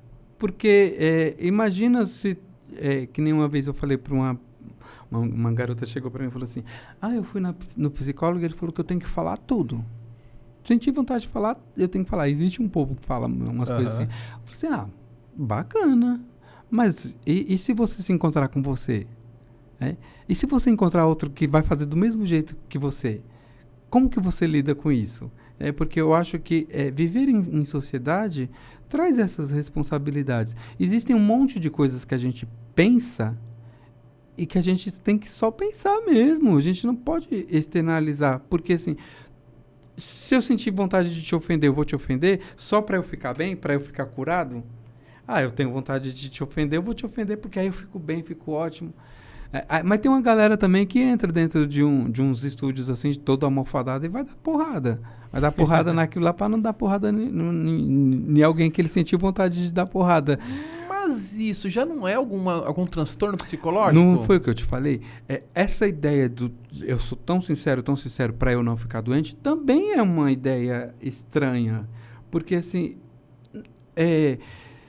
se eu for fazer todas as vontades que eu tenho de fazer, vai dar certo? Não sei. Não, depende. Se eu sinto vontade, eu olhei aquela velhinha, não fui com a cara dela, posso atropelar porque vou me sentir calma, bem? Mas mas tem uma turma que pensa isso. Mas aí, acho que são coisas... Eu acredito que... Aí eu acho que é um problema psicológico muito grave. Eu ver alguém que quer atropelar... Eu acho assim, o falar... Né, o que eu digo na hora que eu falei do falar, não é eu falar o que eu quero. Pô, tu não foi com a sua cara, não foi com a sua cara. Posso até falar. E você olhar pra mim, tudo bem. Também não fui com a sua, beleza, acabou. Mas eu posso não ir com a sua cara e só não ir com a sua cara. Posso, lógico. Agora, se tudo que eu pensar, eu começo... por exemplo, desde a minha família, a família da minha mãe, desde muito cedo os cabelos ficam brancos. Assim, 16 anos desaparecem os primeiros e aí é só... E aí eu tenho um outro primo, que na verdade ele é primo da minha mãe. Mas como a minha mãe é mais velha de uma família grande, então os primos dela vão tendo filhos e vão ficando primo igual a gente, né?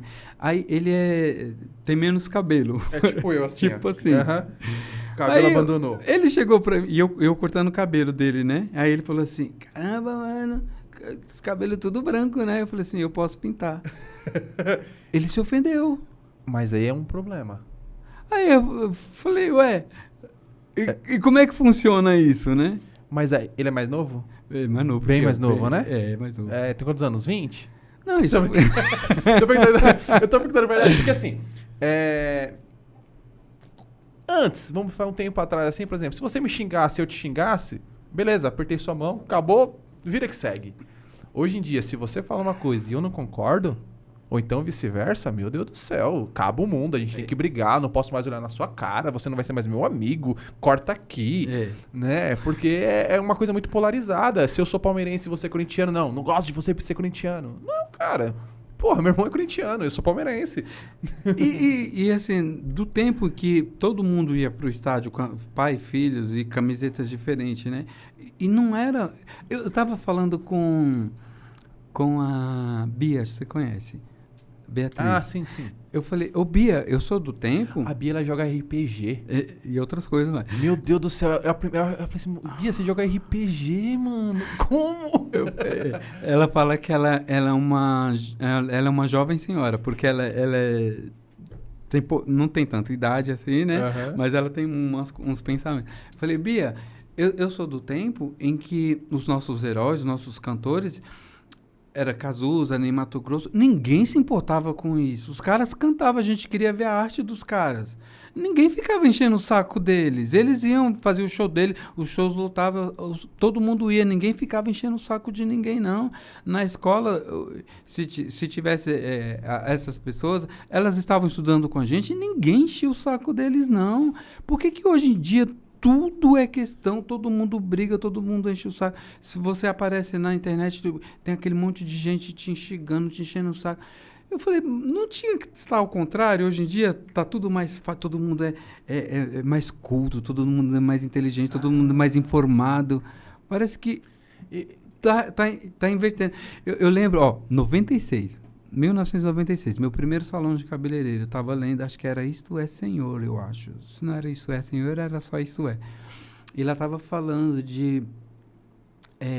no futuro todo mundo ia ser famoso, né? Ia até aqueles tais 15 minutos de fama. E eu achava...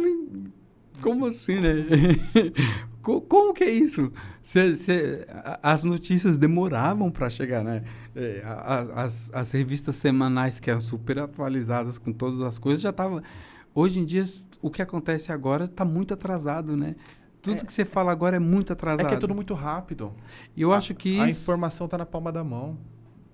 E naquela época, na minha época de escola, a gente... Para fazer um trabalho, eu, por exemplo, se eu conseguisse dinheiro da passagem de trem, eu ia da minha casa até a Estação Manafeio, que era quase meia hora andando, ia até Tatuapé, e do Tatuapé eu ia para a biblioteca, que era quase meia hora andando.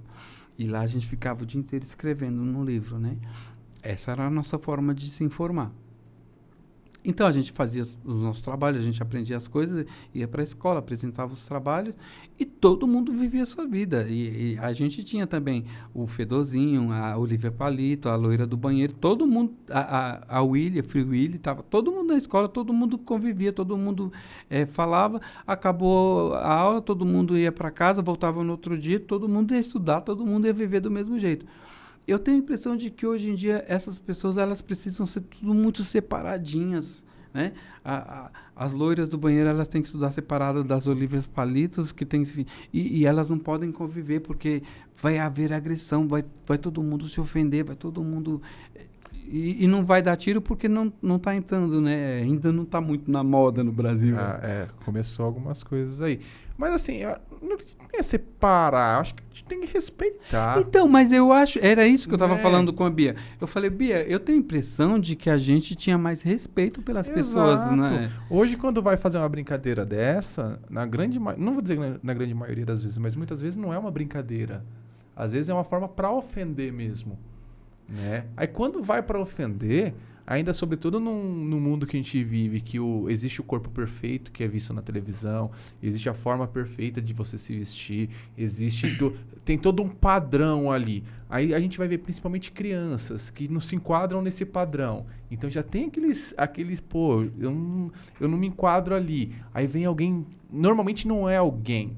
Normalmente é um grupo que vai em cima só daquela pessoa, pega um bode expiatório e só só arrebenta aquela pessoa. Como que fica também o psicológico dessa pessoa? Eu acho que... É diferente de uma coisa, por exemplo, eu te zoo e você me zoa. Mas, igual, por exemplo, eu zoo o Adriano com tudo. Eu falo, o Adriano tem motivos pra ter raiva de mim. E ele me zoa com tudo também. Então... Entendeu? Mas ali é uma amizade, uma reciprocidade. Você falando desse assunto me faz... E eu lembrei, a minha irmã, a caçula...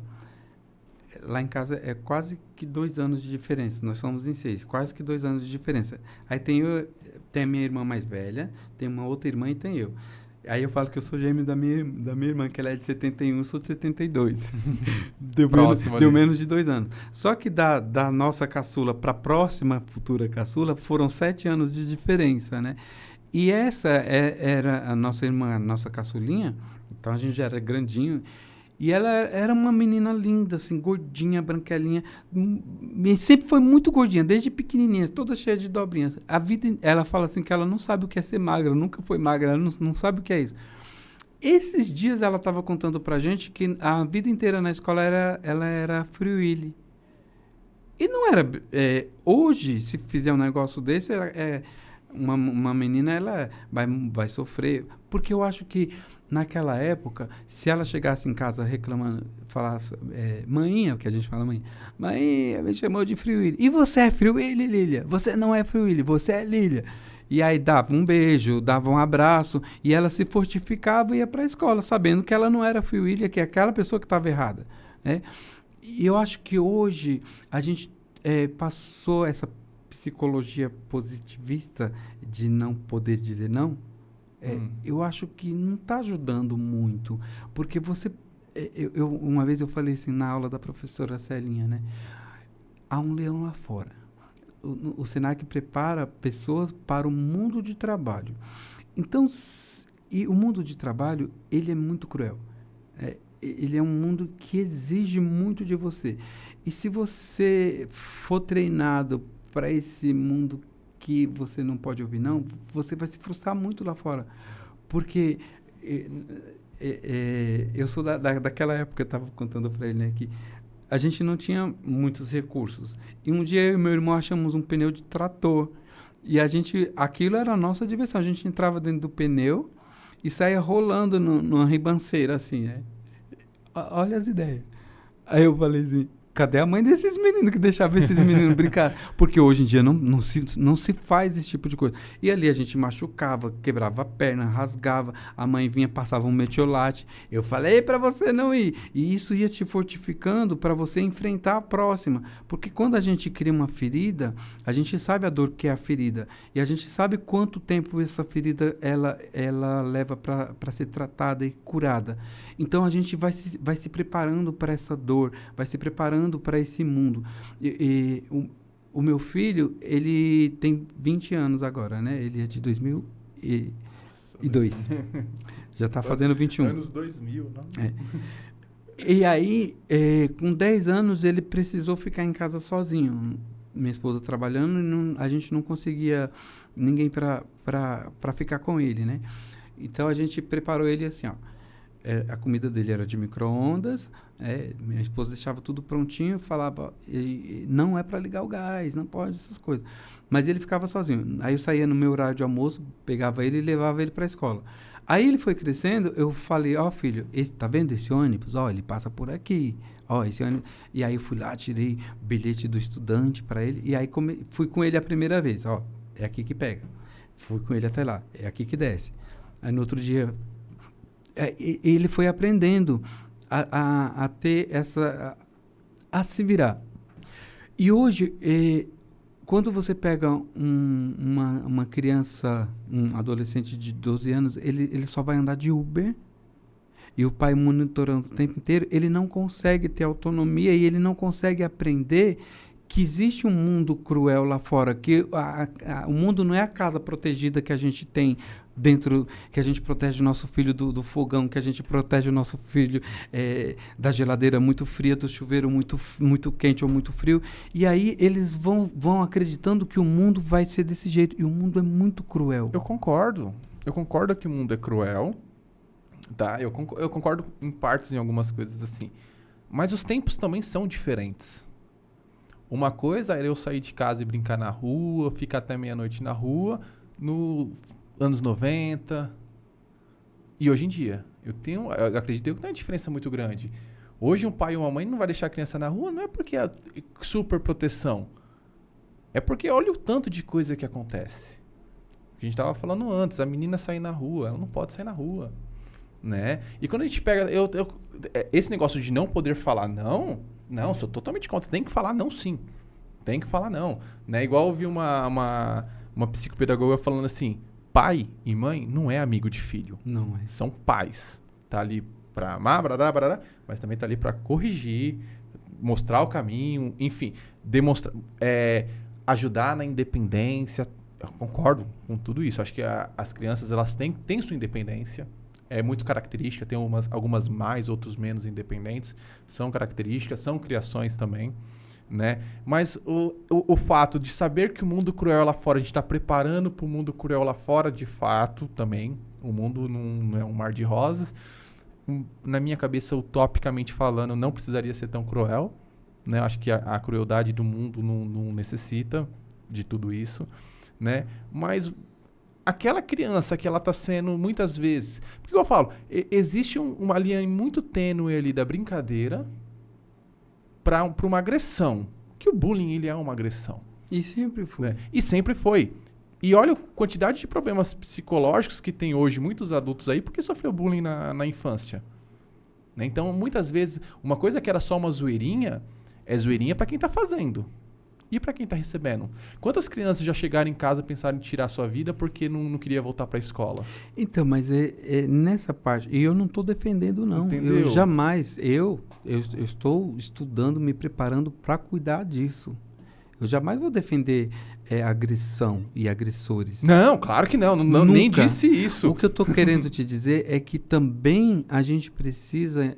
e eu lembro de uma entrevista, um podcast da Ju, aquela menina lá que trabalha com Danilo Gentili.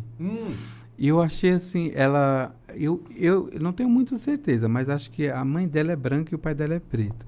E ela falava que na escola chamavam ela de galinha de macumba. E ela chegava... E aí, como que ela se preparou para isso? Ela chorava e a mãe dela ria e falava exatamente isso. Você ensinou ela a entender que ela era uma pessoa, que ela era gente, que ela era uma mulher e que ela não precisava sofrer porque o outro está errado, porque o outro está fazendo... E aí, eu acho que a gente precisa se fortificar para entender que, assim, o outro está errado. Concordo. E eu não posso sofrer porque o outro está querendo que eu sofra. E eu estou falando isso muito em teoria, porque eu sofro muito. Não, eu sou dessas pessoas que sofrem. Eu internalizo muito o que você fala de mim, o que você fala. E, inclusive, esse semestre eu adoeci por causa disso, né?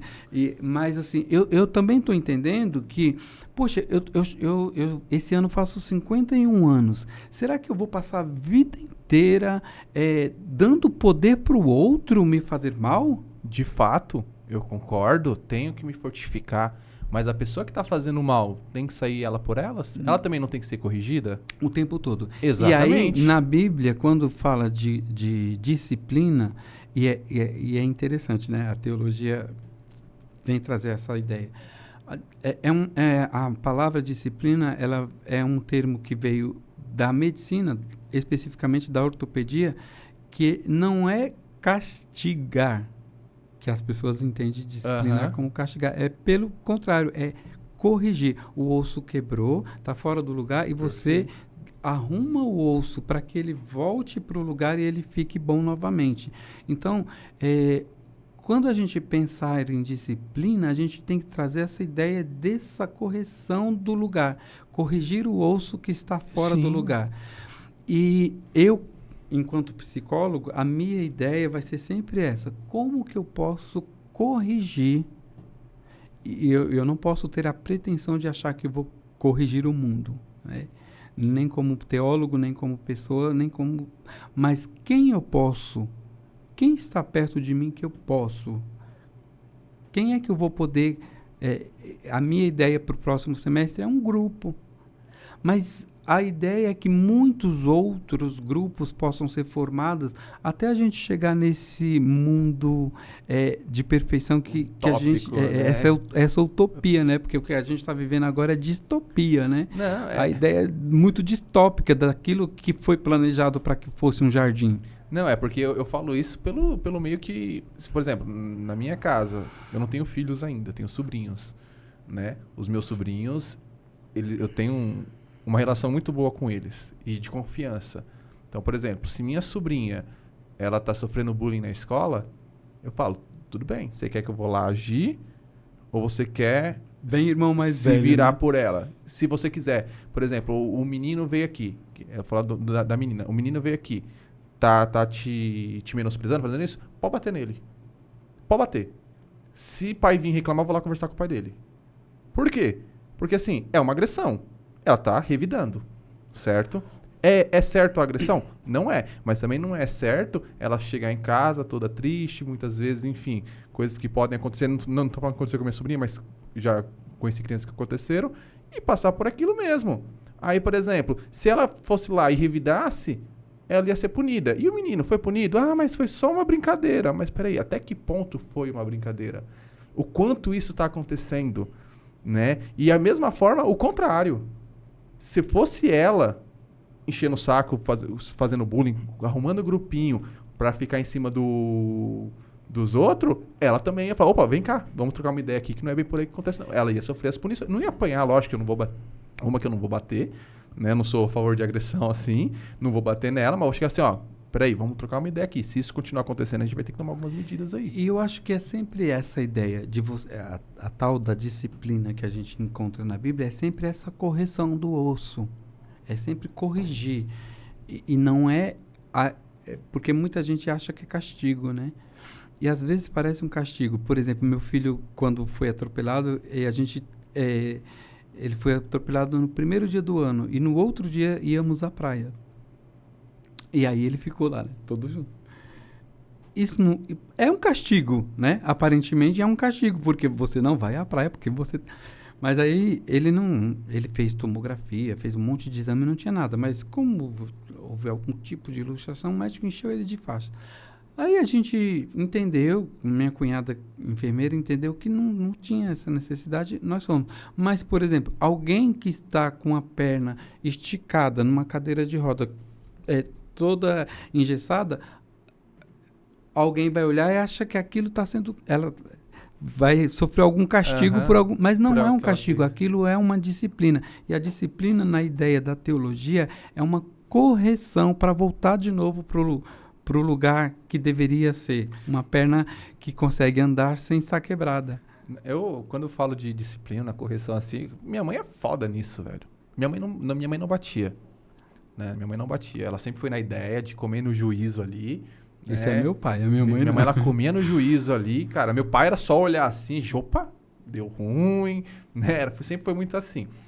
Uma vez, eu nunca empinei pipa, nunca gostei de pipa, desde moleque, nunca gostei. Eu morava em Ferraz, caiu um pipa em cima da telha, e eu, besta, devia ter uns 8, 9 anos de idade, fui querer pegar o raio do pipa.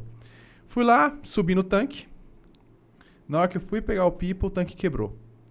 Aí eu caí e rasgou minha perna, fez um buraco mais ou menos assim, né? Aí, puta, minha mãe vai me bater.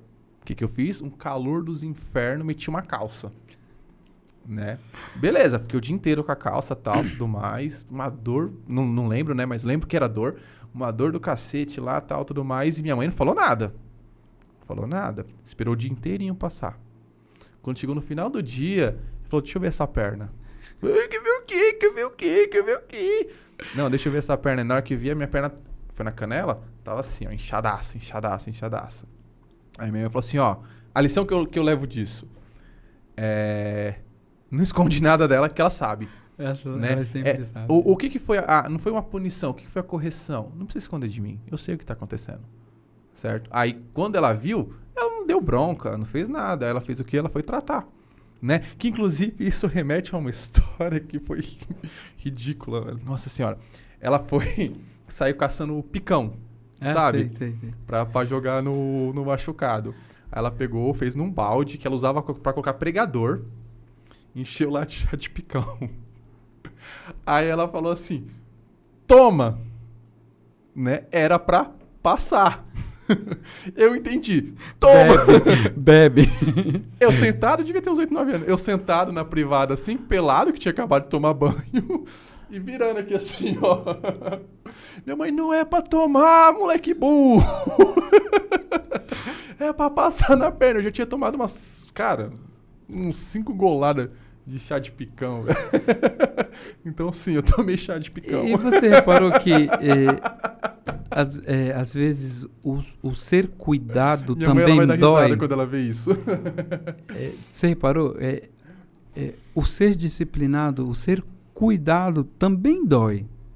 Porque, assim, você está machucado e, às vezes, você precisa lavar a ferida. Você precisa esfregar. E, na osteopatia, eles falam que você precisa pôr o dedo na dor. E, às vezes, a gente esconde a dor. A gente não quer falar da dor. A gente faz de tudo para que ninguém perceba a nossa dor, né? E cuidar da dor te faz falar da dor e pôr a mão na dor. E isso machuca também. Só que essa mão, esse falar, essa dor que vai te rememorar ou vai te trazer dor de novo, também vai ser a forma de você curar. Eu estava vendo ele é psiquiatra, mas ele fala muito em psicologia num podcast cristão, e ele estava falando exatamente disso, que a ferida, às vezes, que te machuca, também é a que vai te curar, porque se você vai ao médico, ele também vai te rasgar, para depois ele costurar, e isso também dói, mas é isso que vai trazer a cura, é isso que vai te deixar disciplinado, arrumado de novo para a vida. Então, a gente precisa falar mais disso. E aí, como que a gente fala? Porque as pessoas que machucam, elas também foram machucadas. E muitos agressores também foram agredidos. E do ponto de vista da psicologia, se a gente começar a estudar na psicanálise, né, aquela ideia mais freudiana, fale-me mais sobre isso, você vai pensar assim, de onde que veio? De onde surgiu? Por que essas pessoas estão nesse ciclo, repetindo coisas? Meu avô era assim, meu pai era assim, a minha mãe fez desse jeito, a minha avó também fez desse jeito, minha bisavó também era assim. Por que eu não vou ser assim? E por que eu não vou quebrar, né? E por que eu não vou romper esse ciclo, né? E quem que vai falar disso? Eu acho que a gente está vivendo os extremos, né? E a gente tinha um extremo lá, agora a gente tem um outro extremo lá, e esse a tal da dialética, né? Na filosofia, porque você tem uma tese. Você pensa completamente diferente de mim. Eu assistindo os podcasts, eu vejo que você pensa coisas completamente diferentes da minha. E aí a gente vai brigar por causa disso? Não. Pelo contrário. Eu sou da época em que as pessoas conviviam. Conversam. As pessoas iam falar de futebol no bar, bebendo, o corintiano, o palmeirense, e eles estavam na mesma mesa. E estava todo mundo lá, e ninguém agredia ninguém por causa disso, né? E a dialética tem essa ideia, né? Eu tenho uma tese, você tem uma antitese. E a gente precisa conversar e chegar numa síntese. Talvez a gente nunca vai chegar.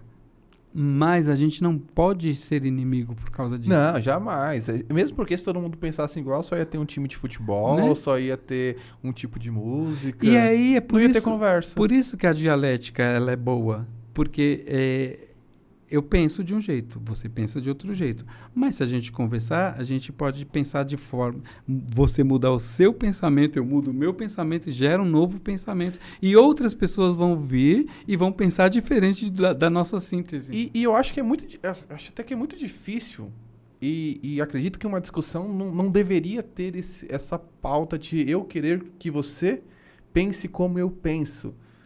Ou eu pense como você pensa. Não, eu acredito que assim, são pontos de vista, porque são vivências diferentes, né? São vidas diferentes, criações diferentes, pensamentos diferentes. Então, muitas vezes, quando a gente está conversando, eu posso discordar de você, e você pode discordar de mim. E eu acho que muitas vezes devemos discordar um do outro. Não muito saudável, né? Não quer dizer que eu esteja certo, ou que você está certo, ou que os dois estão errados, ou os dois estão certos. Não, são pontos de vistas diferentes, partindo de pressupostos diferentes, de vivências diferentes, de tudo diferente. E respeitar isso, né? Igual, por exemplo, o Adriano, tem coisa que a gente não concorda, e não é pouca. Mas a gente já brigou, Adriano? Briga, a gente fica discutindo assim, mas eu acredito desse jeito, eu acredito desse, e tá tudo certo. É igual, ó. E pra mudar, ele mudar a minha ideia e eu mudar a dele, é dois cabeça dura também. Você conheceu o prédio do Senac na Cândida Matos? Não, eu entrei depois. Eu trabalhei lá uma temporada. Mas todos os dias eu acho. Eu gosto dos fenômenos da natureza. Acho tudo muito lindo. E o meu sonho é ver a aurora boreal. Legal. A Bia falou assim: você é muito louco ir pro frio, eu não quero. Eu falei assim: não, eu acho muito lindo. Todos os fenômenos da natureza, inclusive o céu acinzentado, eu acho tudo muito lindo. Mas assim, o entardecer, o céu avermelhado, o pôr do sol, assim, eu me encanto por aquilo, né? A minha esposa gosta de praia. Ela também. Ela acha a coisa mais linda do mundo é a praia e o céu. Eu olho pro céu e não me canso de olhar pro céu. Eu gosto da praia e do céu à noite. Em qualquer horário. Eu acho todo ele. Eu sou pirado. Toda hora que eu olho pro céu, ele é um fenômeno, ele muda, né? Ele nunca tá igual. E aí, todo dia, quando eu termino o meu horário de almoço, às 17h30, eu tiro foto. Todo dia. Isso é. E às vezes eu posto. Aí, nessa temporadinha, eu tava lá trabalhando no prédio da Cândida. Aí, lá no quarto andar da janela, eu olhei assim e vi bem bonito o sol vermelhinho se pondo assim. Fui e tirei a foto, né? Aí passou o dia inteiro. Quando foi à noite, eu fui lá e olhei para o mesmo lugar. Aí eu vi a lua. Aí eu sempre tento tirar foto da lua do celular. Nunca dá certo, né? Nunca, não tem jeito, né? Eu preciso de um celular que tire foto da lua. Mas aí eu tirei a mesma foto, no mesmo dia, do mesmo lugar. Ou seja, era o mesmo ponto de vista e era o mesmo dia. E aí eu postei a foto. Aí a Mari falou assim: ô Jonatas, você gosta mesmo, né, de postar foto assim? Eu falei assim: eu amo, Mari. Só que quando ela falou isso, eu reparei que eu tinha tirado à noite. Aí eu até escrevi, postei sobre isso, né? Tudo depende do ponto de vista. Continuo acreditando que tudo depende do ponto de vista. Mas eu estava no mesmo ponto de vista, do mesmo lugar, do mesmo dia. Mas eu estava vendo coisas diferentes. E como que isso acontece? Aí eu falei: mas era o mesmo ponto de vista, era a mesma pessoa, era o mesmo lugar. Por que eu estava vendo diferente? E aí que a teologia pensa também sobre isso, né? Não é que as coisas mudaram, mas o momento era diferente, apesar de ser o mesmo ponto. A luz era diferente. Então, eu não estava enxergando algumas coisas durante o dia e não estava enxergando algumas coisas durante a noite, mas elas estavam lá. Elas não saíram de lá. Só que os momentos fazem a gente enxergar coisas diferentes, mas é o mesmo ponto de vista. São as mesmas coisas que estavam lá. E a gente vai enxergando dependendo do momento. Você entende que, para algumas pessoas, eles falam que na teologia mudou. Não mudou. É o momento que você está enxergando a mesma coisa que estava lá. Não saiu de lá. O globo terrestre nunca saiu da Bíblia. Ele nunca foi plano. Mas por que algumas pessoas... Não é culpa da teologia. É o momento que alguém leu e interpretou. Mas o texto não mudou. O texto está lá, está do mesmo jeito. Então, assim, às vezes a gente leva um tempo diferente para enxergar uma coisa que não saiu do lugar, que estava lá, do mesmo jeito. Entende isso? Entendo, mas eu ainda fico no ponto de vista de poder ser diferente. Então, mas eu estou falando do mesmo ponto. Mas a gente pode estar olhando para o mesmo lugar e vendo coisas diferentes. Vê, e todo mundo vê diferente. Como que você chegou aqui? O ponto é este. E nós viemos do mesmo lugar. E você chegou de um jeito, eu cheguei do outro. Mas nós chegamos no mesmo lugar, no mesmo ponto. Porque nós vivenciamos coisas diferentes. Sim. E o ponto continua o mesmo. Por isso que eu falo, o ponto de chegada. E se você olhar de qualquer lugar aqui, o ponto vai estar do mesmo jeito. Mas o ponto que você está olhando que é diferente. Por isso que eu falo que eu acredito que o ponto de vista seja diferente. Porque, por exemplo, tem a imagem na televisão. nós dois estamos olhando para o mesmo ponto. Eu posso ficar mais focado, por exemplo, no balançar do escudo, e você pode focar mais nos microfones, focar mais no Sempre. número 8. Sempre. Né? Então, assim, Mas ele vai estar sempre lá, não mudou, Sim. vai ser a mesma imagem. a imagem sim, mas o ponto de vista, quando eu falo ponto de vista, é a forma que eu vejo, a forma que eu enxergo. Ela vai ser diferente. É a mesma coisa, por exemplo, a gente falar de música, vamos falar do ponto de vista de ouvir uma música. Quando eu vou ouvir uma música, pra mim, não importa se o cara tá acertando todos os acordes, se o cara tá afinadíssimo. Pra mim, se a música me agradou, ela me agradou. Se vai falar com um baterista, ele vai ter a percepção maior do som da bateria. De um guitarrista, vai pra guitarra. Da pessoa que é do vocal, esse semitom, não sei o que lá. Tem o Will e o LF que eles vivem falando desses bagulho. Caramba, mano, eu queria saber esse bagulho, mas é muita coisa pra minha cabeça. Então, assim, o resultado final ali, ele é o mesmo. Mas cada um vai ver a sua essência. Porque é o seu ponto, né? Exatamente. É o seu ponto. Aí quando eu falo ponto de vista, é isso. Tipo assim, o que eu vivenciei. Eu vou olhar, por exemplo, eu gosto da música que você falou assim, tem pessoas que não gostam de música. Mas pra ela não gostar de música, como que foi a vivência dela? Possivelmente ela pode ter crescido e em casa não ter música tocando, né? Então ela não tem essa memória afetiva. Eu, quando cresci, meu pai ficava ouvindo Milionários de José Rico, né? Assistia lá Enesita Barroso. Então tem uma memória afetiva muito grande quando a gente fala de música, principalmente a música sertaneja. A minha mãe escutava Padre Marcelo Rossi, então tem as músicas do primeiro CD do Padre Marcelo Rossi, que na hora que ela toca, eu escuto e eu me imagino na sala de casa ali, porque minha mãe nunca foi de ouvir muita música, mas quando era mais ou menos assim. Então, assim, aí que eu falo, é a vivência, é o que as memórias afetivas que a gente vai levando. E aí são os né? afetos, né? Que Freud fala, né? Ele fala muito do afeto, né? E para psicanálise, afeto não é essa coisinha gostosinha. É qualquer coisa que te afeta. O que te afetou, né? Aquilo que te tocou, né? E só afeta o que está perto, né? Nada que está distante te afeta, né? Tudo, se é distante, não tem como afetar. Os afetos vão ser sempre muito da proximidade, né? E essa ideia, igual você falou, eu canto em coral e minha voz é tenor. Então, toda vez que eu ouço um coral, eu ouço o tenor, depois eu ouço... Aí eu presto atenção nas outras vozes. Mas se eu tiver que tocar um coral, automaticamente o tenor vem ao meu ouvido. E os outros eu tenho que prestar atenção. Uhum. É diferente, né? E isso acontece com todas as pessoas. Porque cada um tem sua própria experiência, né? O seu jeito de ver, o que te afetou, o que te chama a atenção, o que é o belo para você, né? Essas coisas. E a gente e eu sou é aquilo que eu te falei. Eu sou daquele tempo em que a gente convivia com o diferente. Não era para ser igual, ninguém tinha que ser igual. E hoje em dia parece que tudo tem que estar muito padronizado. Você não pode pensar diferente de mim. Se você pensar diferente de mim, você te odeio. Né? Tá ligado? E não é. Quando que antigamente, na época lá nos anos 80, você pensava em ter que separar as torcidas, né?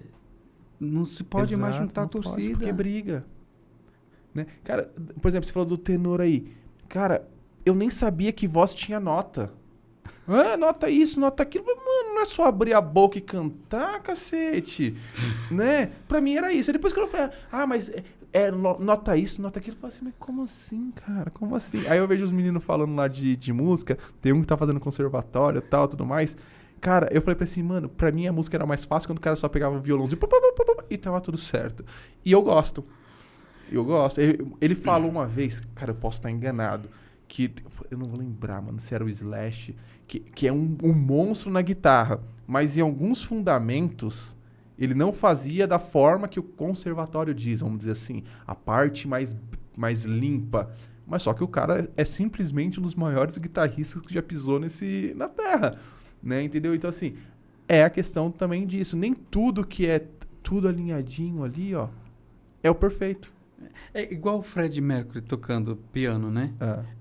Todo mundo sabe que piano a gente toca com as duas mãos. E aqui você tem vozes graves, as vozes agudas. Nas vozes graves e as vozes agudas. E ele toca, aí ele pega, de repente ele pega essa mão e faz isso aqui.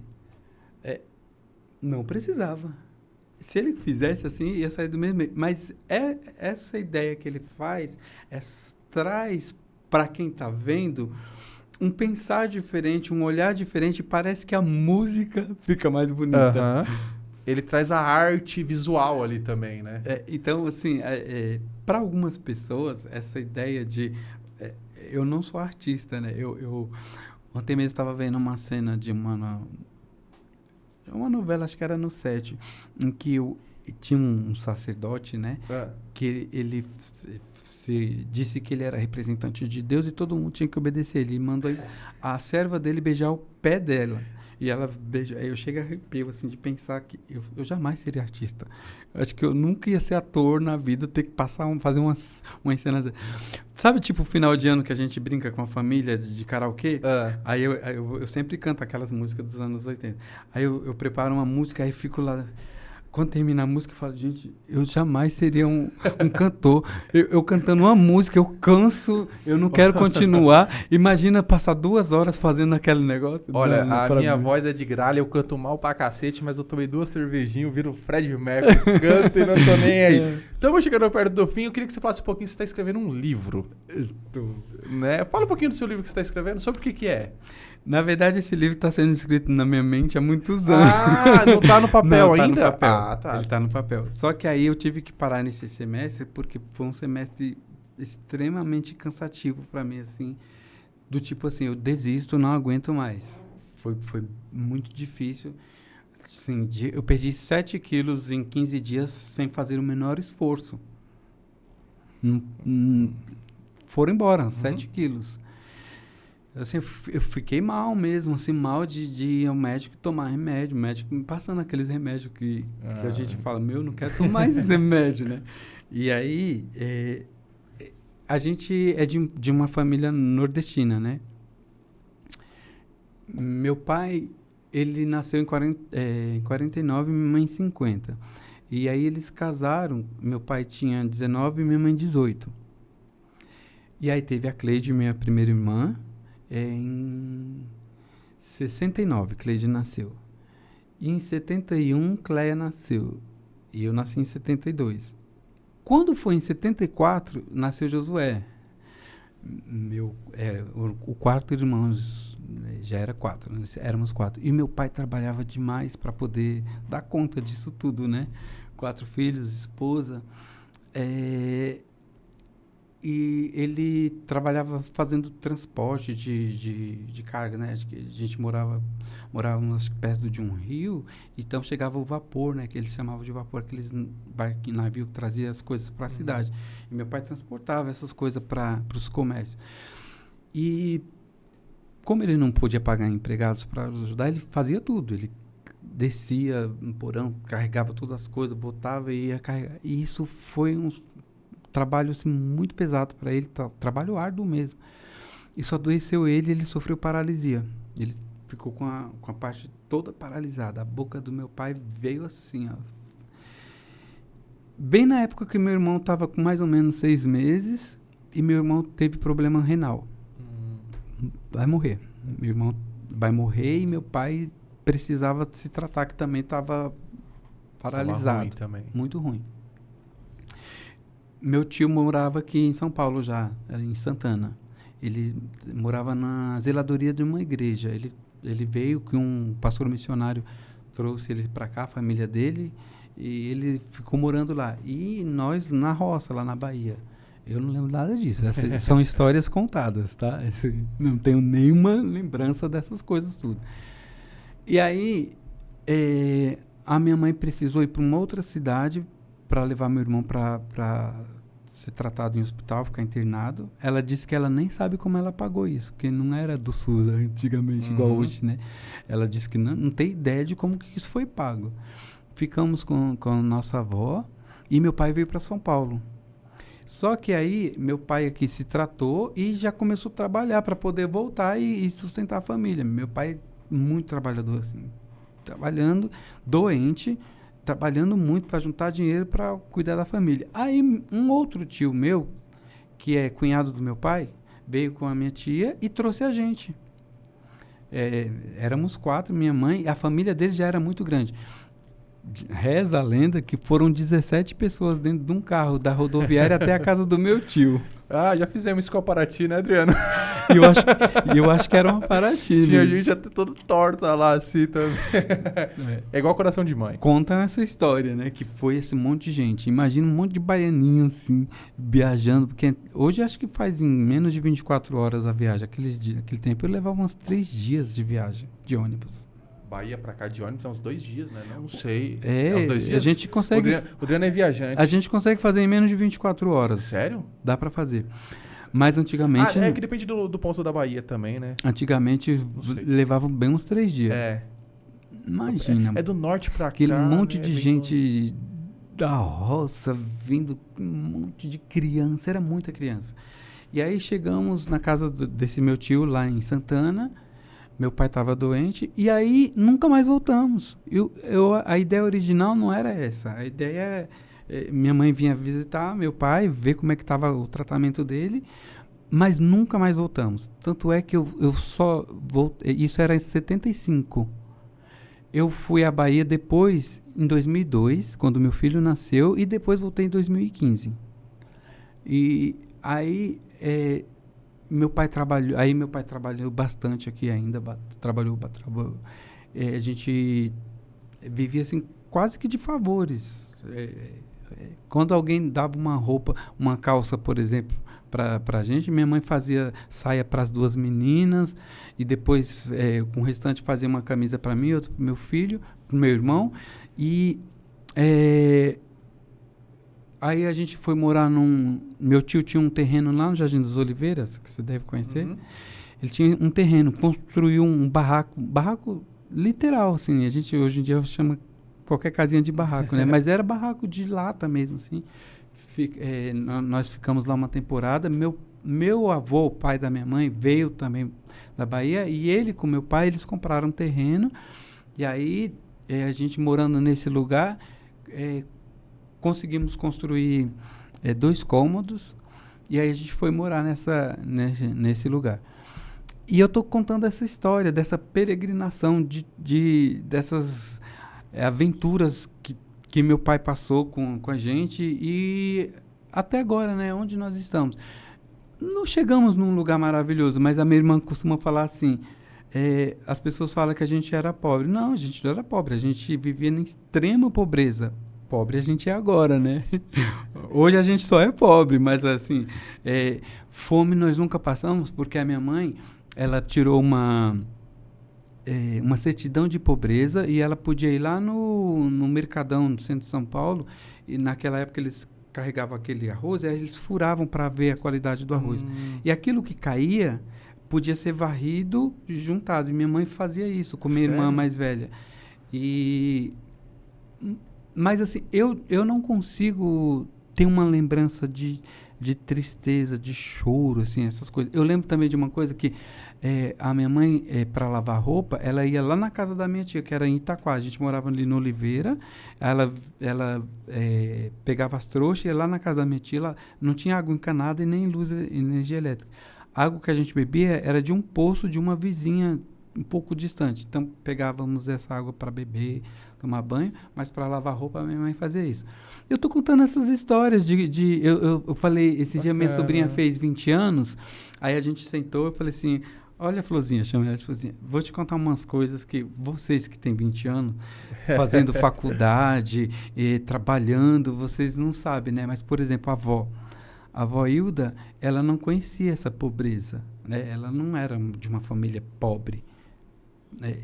Só que quando ela passou por tudo isso, imagina você, agora, aqui em São Paulo ela teve a 5ª filha. Imagina uma mulher que o marido, ele trabalhava quase que 24 horas. Ele chegou a trabalhar 24 horas e ele trabalhava muito longe. Ele vinha na quarta-feira e os finais de semana. E essa mulher com esse monte de criança sem coisas para comer. Qual mulher aguenta isso? A minha mãe não aguentou. Ela adoeceu. Ela adoeceu de uma forma tão grande assim que naquela época ela precisava de medicamentos e os medicamentos faziam ela dormir. Ela simplesmente dormia. E ficávamos nós ali, minha irmã mais velha e nós tudo pequenininho, e a gente ficava ali aguardando. Quando meu pai chegava na quarta-feira, essa minha irmã abria a porta, ele entrava, ficava ali, via, acho que contava, tá todo mundo aqui, Tá né? tudo certinho. Cara, você contou um negócio que...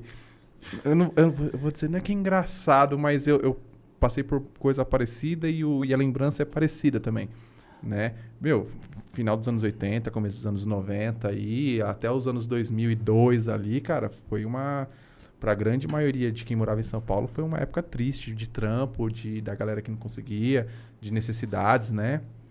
Tal, tudo mais. Então eu tive uma infância bem, assim, maravilhosa, mas com todas as limitações, problemas financeiros, tudo isso daí, tipo, de não ter grana pra absolutamente nada, né? E uma coisa que eu sempre, às vezes a gente reúne em família, um dia eu conto a história aqui todinha, né? A gente reúne assim e tal, trocando ideia, a gente sempre fala desses tempos assim, mas mesmo com todas as dificuldades, todos os problemas, tipo assim, eu e dos meus irmãos, como crianças, cara, eu não lembro de nada ruim. Eu lembro como aconteceu, eu lembro das necessidades que tinha, né? Eu lembro o que supriu essas necessidades, da forma que foi, né? Então tem pessoas muito abençoadas que apareceram na minha vida. Mas, cara, a gente lembra e eu lembro dando risada, cara. É desse jeito. Porque, assim, eu até falo pra minha mãe, assim, eu falo assim, pô, mãe, às vezes eu não sei como adulto, né? No caso, meu pai e minha mãe, como vocês conseguiam, tipo, não saber o que seria do amanhã. Imagino como que era a cabeça de vocês. Mas pra nós, tipo, a gente tava... Eu não lembro de dor. Vamos dizer dessa forma. Eu não tenho uma lembrança doída. Muito pelo contrário, cara. É uma lembrança que eu só tenho lembrança boa, só tenho coisa boa, assim. E tudo que passou lá foi um aprendizado de vida. Então é tudo muito maravilhoso. Também, eu não tenho nenhum tipo de mágoa, frustração. Eu fico com muita pena dos meus pais, porque, por exemplo, a minha mãe, ela conta uma história assim, que uma vez ela me levou lá no Hospital São Paulo, aí ela fala que, eu não lembro disso, eu não sei porque que ela sofre com isso, que eu falei assim, mãe, aquilo ali é uma maçã do amor? Aí ela falou assim, e ela não tinha dinheiro para comprar. Eu falo para minhas irmãs, no meu próximo aniversário, vocês compram uma maçã do amor e dá para ela me dar de presente, essa maçã do amor. Mas eu não lembro, nem disso eu lembro, eu não tenho lembrança de tristeza. E como você falou, eu sei de tudo essas histórias, coisas que eu vivi, né? Mas, por exemplo, assim, a minha mãe, ela conseguia tirar fotos. Uhum. A gente tem fotos da nossa infância, de lugares, das roupas que ela fazia, né? Então, assim, são essas histórias que eu estou contando, e o título do livro é Além das Palavras, porque o meu pai, ele é encantado por frases. Ele fala, antigamente tinha frases de para-choque de caminhão, né? Meu pai, se você fala uma frase para ele, ele gosta, ele anota. Ele acha, que legal. Ele gosta de frase e ele repete. Se ele gostar dessa frase, onde ele vai, ele repete, fala que foi você que contou. E aí, assim, como ele gosta muito de palavras, aí eu estou contando a trajetória de um homem nordestino e sua família. E o livro se chama, tem o título que é Além das Palavras, porque não são só palavras, né? São vivências, né? Bacana, bacana. Então logo teremos um livro aí sobre alguns contos, frases, né? Jonathan, cara, muito obrigado pelo papo, obrigado por aceitar o convite de coração, cara, que papo legal, que papo gostoso. Eu tava aqui, tá bom? Gente, o que eu vou fazer, né? As meninas falaram, vai lá, o que eu vou falar lá? Mas falou, eu vou contar? Falamos aí por um bom tempinho aí, né? Mas obrigado de coração, obrigado por partilhar um pouquinho da sua história, obrigado por partilhar um pouco do seu conhecimento, tá? E é isso. O prazer foi todo meu. Eu tô assim, super agradecido.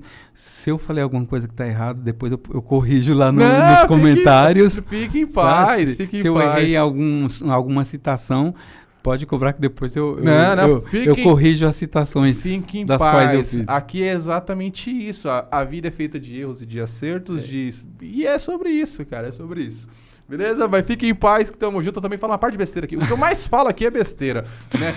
Pessoal, pra quem ficou até aqui, obrigado mais uma vez. Se puder ali, né, dá aquela curtidinha. Siga a gente na nossa página, sininho, compartilha com geral, comenta. Se gostou, comenta. Se não gostou, também comenta. Se ficou com dúvida, comenta também perguntando, que a gente vai abrir pra responder também. Segue a gente no Instagram.